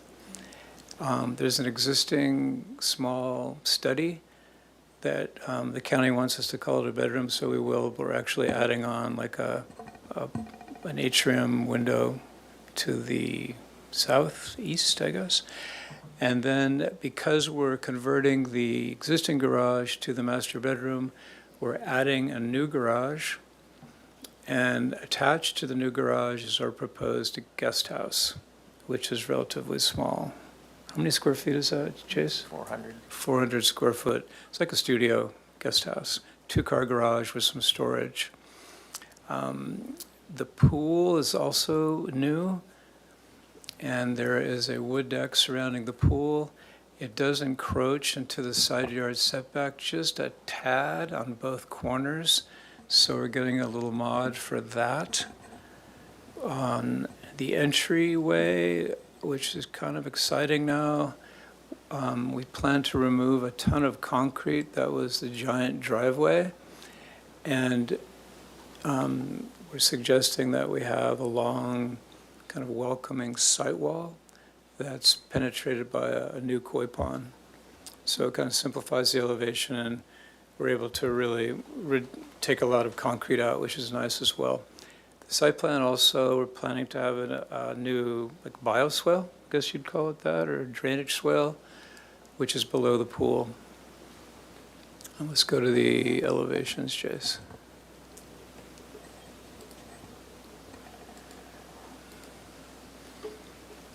Let's start with the front entry. So the east elevation on the left, you'll see the new proposed garage with translucent aluminum glass garage doors. And the site wall to the right is our new proposed site wall, which actually gives the home a lot of privacy and actually makes the space off the master bedroom. We have like a Zen patio off the master, so this site wall helps make that private. Okay, simple landscaping. You can see the rocks to the right of the entry gate. Just very minimal. That's kind of typical for our style. I think Courtney's style too, typically. It's just less is more. And so we like the Zen aspect of that low site wall.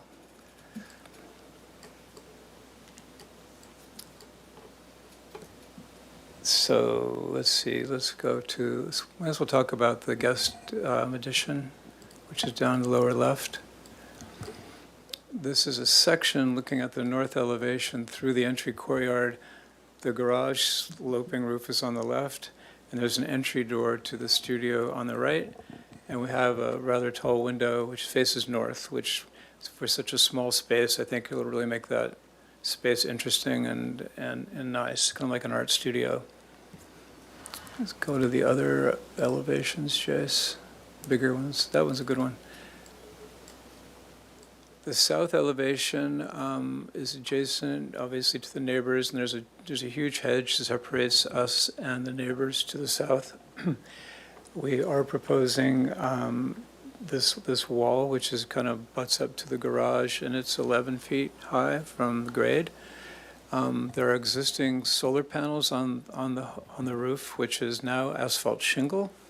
So we plan to reinstall the solar collectors after we change the roof to a standing seam metal roof for fire protection, and we also like the modern quality of that look.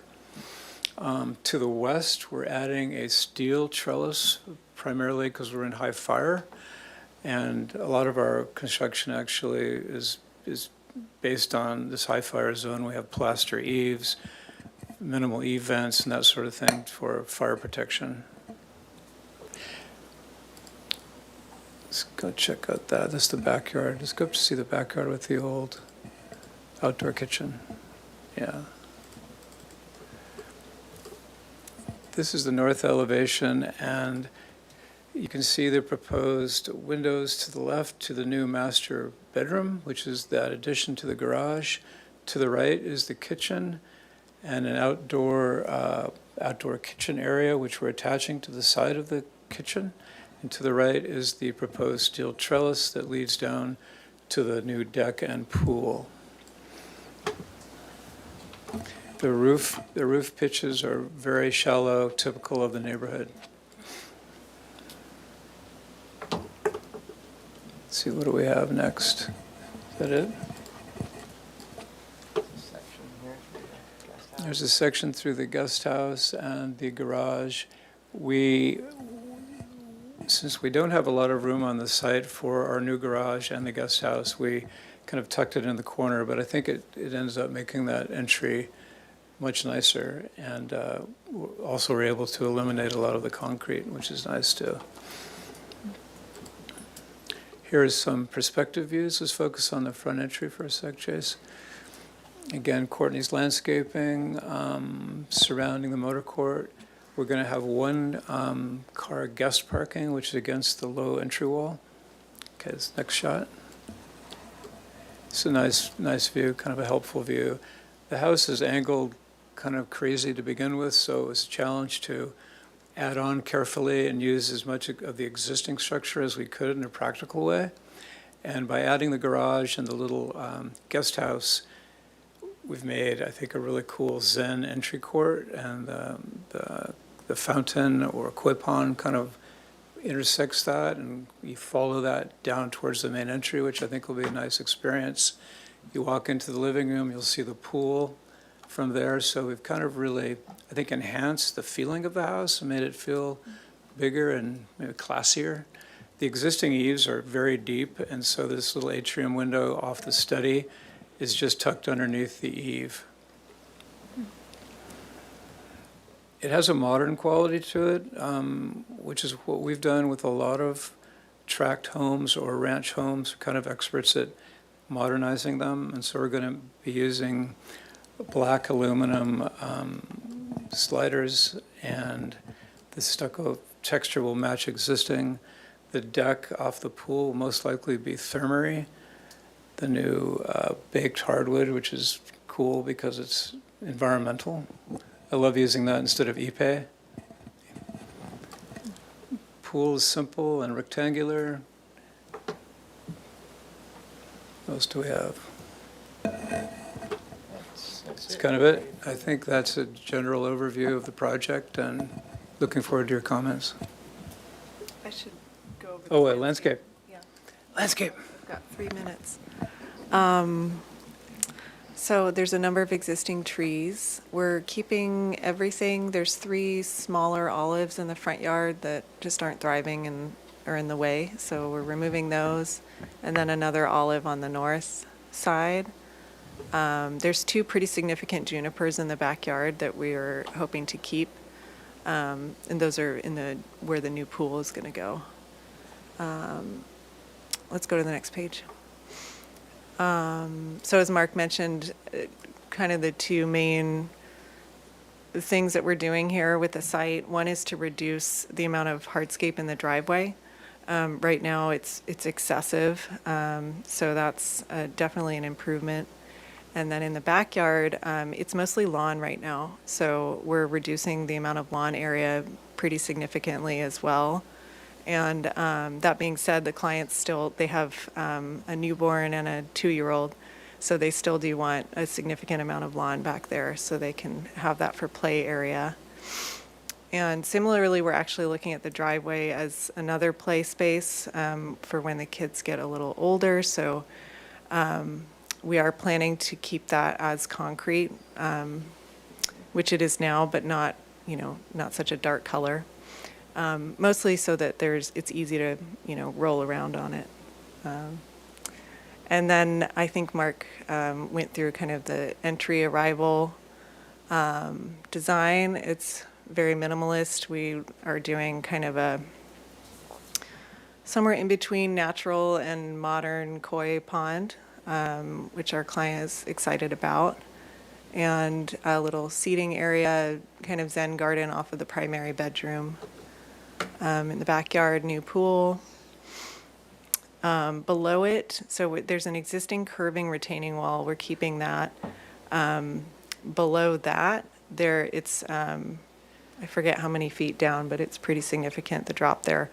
We're just kind of keeping that as is, but we're using that area as a combination play space and to address stormwater treatment and management. So we're excited about that too, just because we're not implementing chambers or anything that's more infrastructure based, and instead we can just kind of direct the flow down there and have it be kind of an interactive feature. And there's some imagery along the bottom if you'd like to pull that up. So just look and feel on the left there. We're looking at potentially a bluestone or darker kind of gray tone flagstone for the walkways. Definitely gravel. We are in high fire, so we're looking to keep the trees away from the house as much as we can. And then the plant palette, our client's interested in having pollinator-friendly plants, so lots of flowering natives and Mediterranean style of planting kind of throughout. So I think that's it, and look forward to your comments. 4, 3. 1 second. Yeah. Good job. Okay, we'll move on to public comment.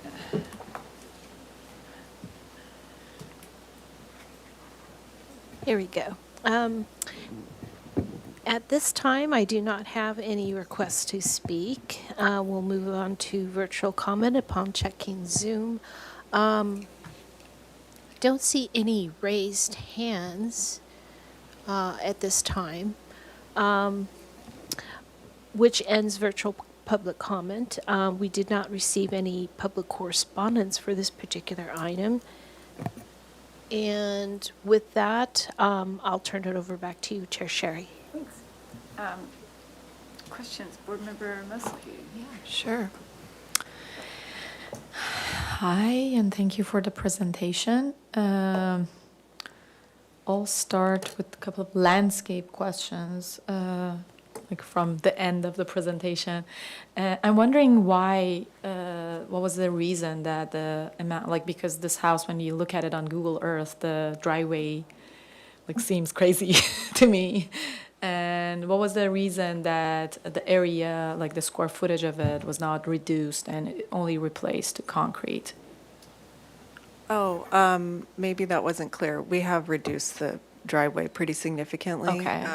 If you look at the Go to the survey. existing survey, you can kind of see. Okay. So that answers my question. Like, do you know, like, what percentage of it now it is? Is it like a...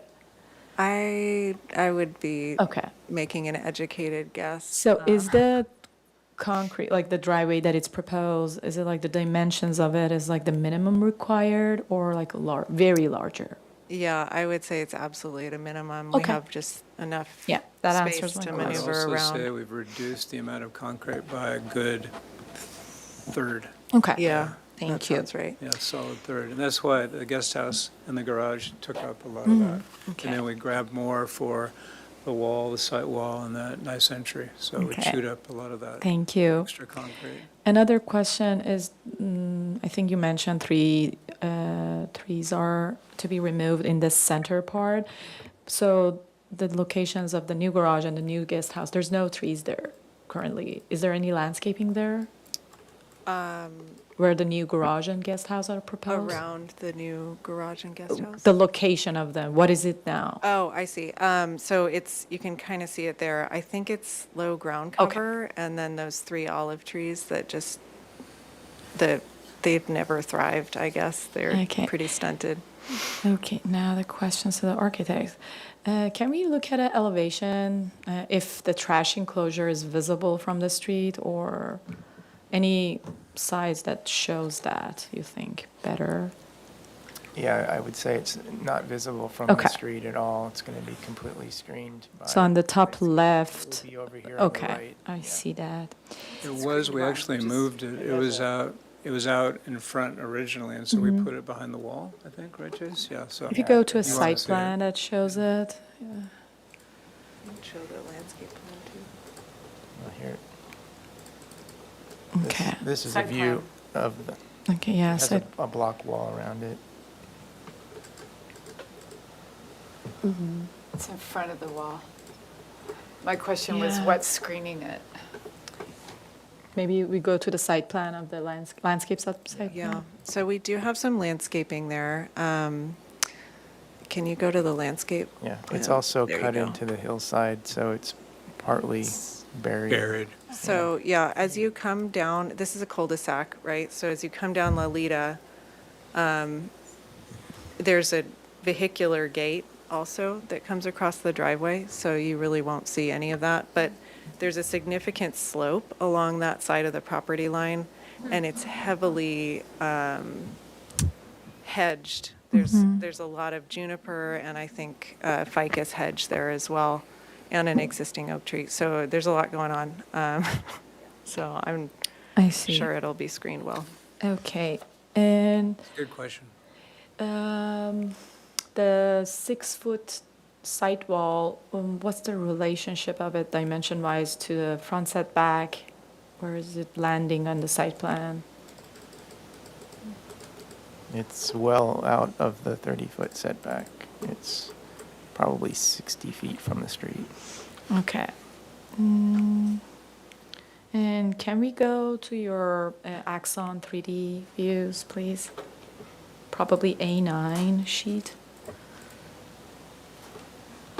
Are we on A9? Yeah.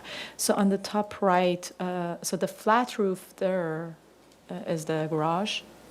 This little saddlebag on the south side is the kitchen in the And what guest was house. what was the intention, design intention behind this particular geometry being flat roof and not following the slope of the roofs? We're trying to just keep this as low-key as possible so that the new addition looks like it's always been there. And so we were trying to minimize having any additional roofs that were visible from the street. We just like the simplicity of that one hip roof there. And being the kitchen, we really didn't need any additional volume there.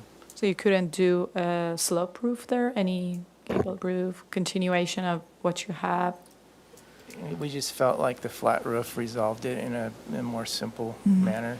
If we did add a roof to that area, you'd be visible again. Okay. So it's actually a way to keep it lower. And And additionally, we are up against a overhead power line setback, and so encroaching into that with a roof overhang is also difficult. how tall is the plate height of that flat roof part?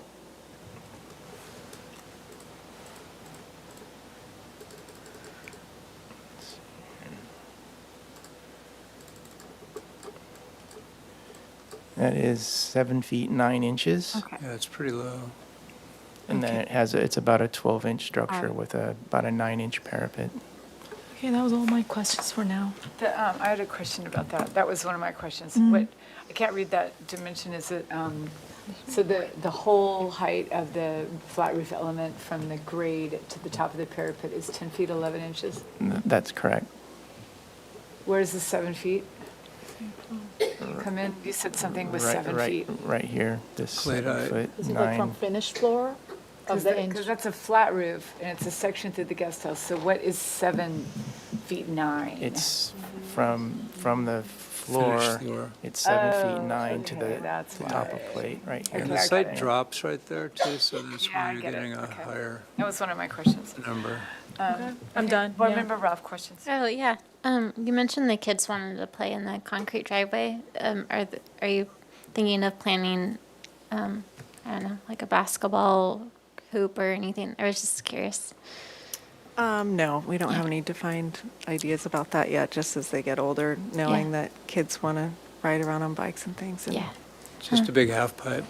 Just a big half pipe, exactly. Yeah. All right, that's all. Thanks.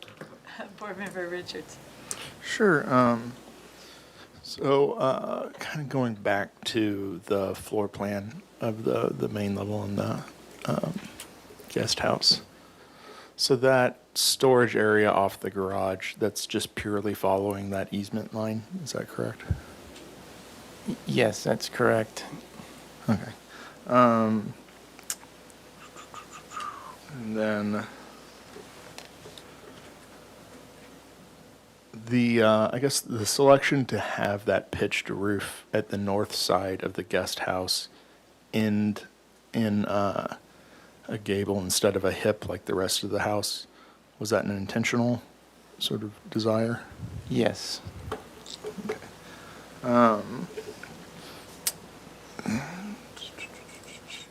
And then I guess going back to the cover sheet, I was trying to figure this out. It felt like the FAR calculations were way off for this house. If we could just go over the proposed scope and how that relates.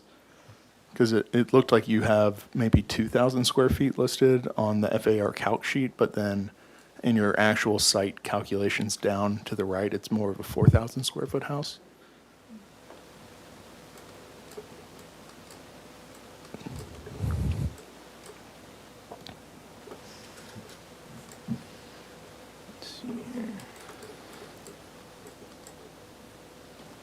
So the total proposed That counts as existing. floor area is 3,567. That includes the garages. Okay, and then if you go up to the FAR calc sheet that you filled out. Yeah, thank you for that catch. I think when we were reviewing this project in the previous scope of work, that detached guest house was listed as a accessory dwelling unit in the past. So I think I forgot to have this updated and let the applicant know to update. Let me see what I can punch in right now and see how that adjusts with that information there. But if you guys want to give me maybe 5 minutes, I can get that. Yeah, that'd be We great. can keep going, but it's. Sure. Yeah. It's not going to be a lot. It's not, it's still Yeah. going to be Under under. 80-ish or 85%. something, Yeah. okay. But duly noted. Yeah, thank you, appreciate that. Yeah. And then I guess, just out of curiosity, does that koi pond punch through the site wall? Is it run through? Yes. Okay, thanks. Yeah, it does. There's just an opening there. It's how we envision that, kind of just like a hole in the wall, essentially. And we obviously still have to detail that out. But Yeah. Those are all my questions. Curious with animals and stuff how that works, but that's not in the purview of our board, so I'll keep that question to myself.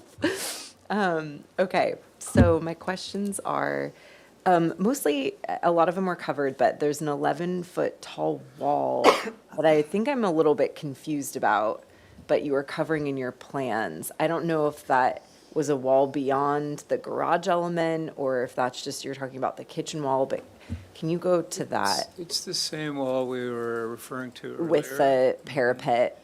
Which really isn't visible from the Yeah. street, or it's kind of behind the house. Okay. Against a large hedge, which actually screens the neighbor below from our house. Okay, so that's engaged with, okay, I didn't know if that was an additional wall. Okay, got it. I understand. And then the trash enclosure details, we went over this, but this is going to be like a smooth stucco or something like that wall. Okay. Will match this plaster texture of the house. And then the texture, what is the current texture of the house? Is it a smooth? It's not smooth, I think it's probably the old sprayed on Just take texture. a look at it. Yeah.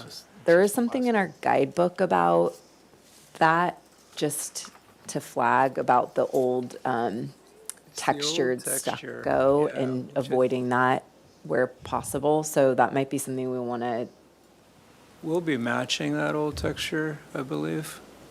You know, it's not objectionable, let's put it that way.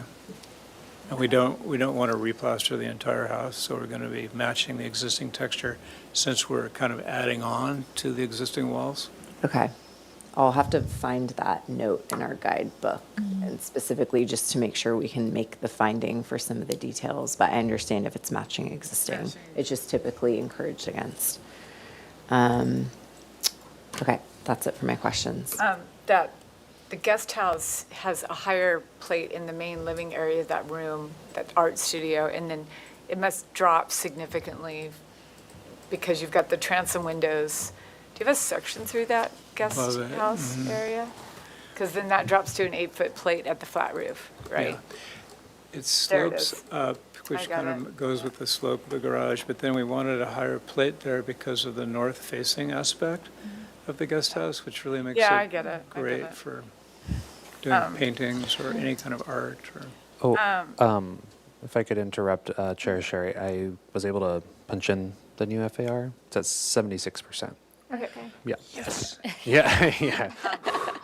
And so you, Good eye on that one. somebody mentioned you needed a mod, but you don't need a mod, you need an MZE, and that's why we're not doing an indefinite continuance to the staff hearing officer. It just needs an MZE, right? Oh, yes, just a minor zoning Somebody exception. kept talking about a mod, Oh, or I don't know, somebody mentioned a That mod. was the. I believe it- No, it encouragement said of the- MZE. Yeah. Yeah, it's just Somebody a, mentioned the word mod, so I just want to make sure that's correct. no, And just it's only, a, it's only for that, those two triangular areas of the deck being higher than That's 10 right. inches. yeah, in the backyard, that's Okay. correct, yeah. And then you're tier three because of the roof, unfortunately. I think so. That's why the bioretention basin's made. Have you had to hire DeSilva yet? Yeah. Okay. Yes. Yes, I think that plan is in this set, so if Okay. you'd like to pull it up, we can look at it. And then, do you have like underground gigantic bus size? No. That's why we You were have able to this do it all there? bioretention situation in the lower corner. We have everything just piped into that area. And then you said you were going to change the color of the driveway. Are you resurfacing it, or are you you're not taking out that concrete? What are you going to do? Oh, you are. We are. we're You're gonna taking it demo all all out. the Since you're tier concrete. 3 anyway, you're just going to go for it, go for bust on the whole thing. Okay. And then it's going to be like a lighter color concrete. Probably Mesa Buff, the color, I would imagine, unless Courtney has some other ideas. Oh, maybe. Yeah. That one tends to be a little yellow, which I don't like. Just But something something lighter. in the Something beige, good looking. Let's put it that way. sand tone. Okay, got it. And then one of your renderings had the really nice view coming past the koi pond as you enter, and there was a blank wall, that long blank wall, and I think it's probably the rendering, and it's behind the the wall, so it's rendering. really, you're not gonna see it from, but isn't that the master bedroom suite wall? Let's look at the plan. I think there's Yeah, an that's the office closet too. there. Yeah. It's a And closet. a bathroom. Such a foreboding kind of Yeah. entryway to the house. It's not, you can't see it from anywhere, so it's really not, Yeah. They have like a whole. but I think it's it's a bit deceiving. Yeah, it is. You're right. It is a long blank wall. I mean, that We'll koi, have it that heavily that landscaped. area is just, you're creating such a really beautiful sanctuary. Like, I was just wondering if that was intentional to have this big blank wall there. I think it's a good backdrop for some planting, actually. Yeah, I think it'll be Anyway, a I nice just shady. was wondering if that was intentional, and it is a blank wall, it's a It closet. faces south too, which is good, so we could plant that more seriously, right? I asked because the closet, like, the Yes. bathroom has no windows, Yes. so. Yeah, yeah. We might consider putting some clear story windows up there. People are uptight about that sometimes though with their clothes, right? Fading and whatnot. No, I'm kind of questioning overall the placement of the rooms, but that's up to you guys. It's not our purview, but it just seemed like the bathroom has no windows and the closet has no windows, so everything's really dark. So, and the reason I'm making the comment is because as you come in, that garden is so beautiful, and you were talking about the Zen garden, but then the wall is so blank that I think we can. I wanted to yeah. make sure It's a that. good point. I think we So can look at that. anyway, that was my question. And comments, Board Member Mosley. Yeah, sure. I think in general, looking at the existing house and the very weird driveway, I think it's a great improvement to the neighborhood. Although it's not that much visible, it's only that front part that it's visible, and I think with the great landscaping proposed, it will be a nice addition to that cul-de-sac. And I was struggling a little bit with that flat roof and how like the guest house to garage transition. It looked a little bit funny to me from Axon view, but looking at the sections, I think it defines why you did that. I mean, I understand you need that storage part, and Board Member Richards mentioned like you're following that angle. It's kind of like a weird situation geometry-wise, but it's not visible. So I'm not gonna like be picky about that. It's not visible from the street, so. And yeah, I think in general, it's a great improvement. I'm looking forward to see, I understand that we're doing the same plaster, like the exterior finish. But I think moving forward for the next round, I think I would like to see the material palette, more refined. I think the color of the concrete driveway will matter so much with the paint of that 6-foot wall. And like what you choose exactly, like the color of the front door, the garage door, and yeah, I think in general I'm supportive of the project, and the FAR is very modest comparing to the site. Okay. Board Member Rolfe. Yeah, it's a stunning project. Just everything about it. I really like the landscaping and the bioswale in that corner. And I think the move to put the koi pond and intersect it with the wall is really creative. The only negative comment I was going to say, but then actually I realized it was actually a really great architectural move, was I was concerned about the height of the windows, in the living room, but then I realized that you can't see it because it's covered by that wall, and it gets you a really great view of the koi pond. So I actually really like that, and it opens up that space with the koi pond. So I think that's great. So yeah, I just continued doing what you're doing and developing those details. So I really like the project. Thank you. Board Member Richards. I may have a dissenting opinion from everybody, but I feel like the, that storage area, bending the wall the way you are, it is so arbitrary and relates in no way to the rest of the house. And you're kind of, in my mind, just building yourself into a problem where you need that flat roof there to then wrap around and then die into a very odd shaped roof for the guest house, especially with how it resolves with the rest of the house all being hipped. It's kind of out of nowhere, and it kind of looms over the actual main house, in my opinion. So that's my dissenting opinion from probably everybody else. But I guess the other one is if you're looking at keeping that stucco finish with this kind of heavy sanding on there, I may encourage you to consider maybe just leaning into that sort of period for the driveway. Maybe an exposed aggregate sort of driveway material might work there and help emphasize the kind of character of that style. And then I think it's going to be important for that garage door to just make sure that you look at it, and especially with the translucence and how much it may kind of just give off a glowing effect. I think it's just going to be important with the tinting of the rest of the windows and kind of how that all goes together. And then the last comment I had, and this kind of builds off of, I think, some of the questions and comments about windows along that closet side, is that the access to that Zen garden is from like the far side of the master bedroom, and there's no access from the bathroom or the closet, and it kind of just feels like it's a hike to go to that sort of space. And maybe there's an access that might provide some additional light into that sort of space that could be considered. So those are my comments. Okay, I agree with a lot of what's been said. I think it's a great project and will be a great improvement. Since we were just talking about the closet, I was thinking in my mind, if you were to add a window, I feel like it'd be odd because it's such a long wall, even though you could put curtains or something, and then if you did two, you're losing so much closet space for hanging. So I think just doing a taller planting would probably just be best and make the most sense for the interior space. But again, not really publicly visible, so not sure how much that matters. With the introduction of the 6-foot wall in the front, even though it's so far from the street, initially I was a little confused when you were talking about the boulders and keeping it simple. I didn't know if you meant like not having a lot of planting there. But I think it's unique, and the rest of the houses kind of in that cul-de-sac and street have more of an open front yard, and I think it makes sense to have the wall and with the koi pond and looks nice and creates privacy.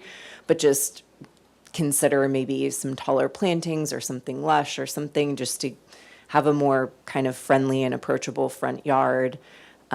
Just giving in what's context with, or what's in character with the neighborhood, making it as kind of friendly as possible from the street side. Yeah, really thoughtful use of a bioretention pit in the corner of the yard. And yeah, like I said, overall, I'm in support of the design. The roof, the whole situation, I think it sounds like there's ideas for how to improve it, but the current setup, just given the visible and everything, doesn't bother me, so I could support it as is. And supportive of the MZE. All right, I agree with pretty much everything everybody has already said. I like the project a lot, and I didn't mean to say there were no windows in the bathroom, by the way, there, because it goes out to that Zen garden. It just, anyway, I'll let that go. And I think that a good way to soften that wall, if you didn't put any windows on that wall, would be landscaping, because it just soften that wall. And with that, this would be an indefinite continuance, and I think that this is actually a project, if the board feels it's appropriate, it could go to the consent calendar for the next review. With the MZ, since it's not going to a mod, we could go to consent from here on, right? So this would be a indefinite continuance to the consent calendar with the following comments, that the board appreciates the proposed project and the landscaping. And the board looks forward to seeing a more refined and detailed color and material board.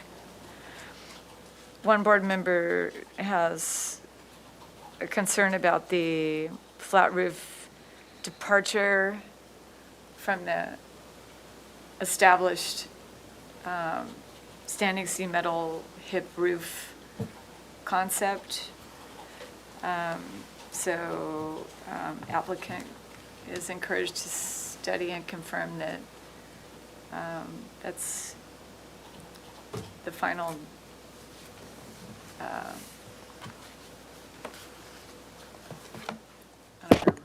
I don't even know if I want to say that. One board member is concerned about the departure from the established standing seam sloped hip roof at the garage. I'm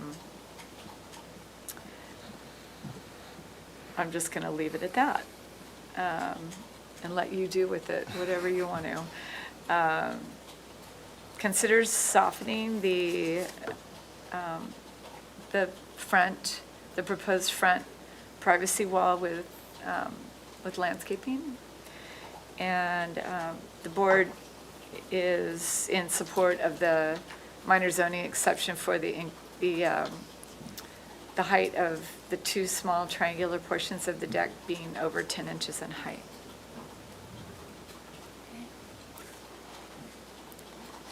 I'll second. Any discussion? Oh, did you want to add in the possibility of exploring other paths or access to the Zen garden? Board member I Richards? didn't, Okay. because I just felt that was Fine, okay. something that was not necessarily relative to our Purview. the visibility of the project and our general purview, and it's Okay. more of a Comment. it's more of a program and flow and circulation issue that is kind of out of our purview. Got it. But I think they heard you. I Yeah, think everybody I heard you. Yeah. So- Okay, here we go.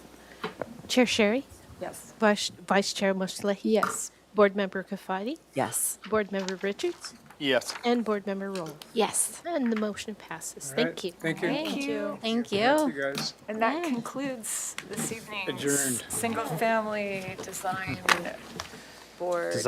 Proposed design board. And have a nice evening, everyone.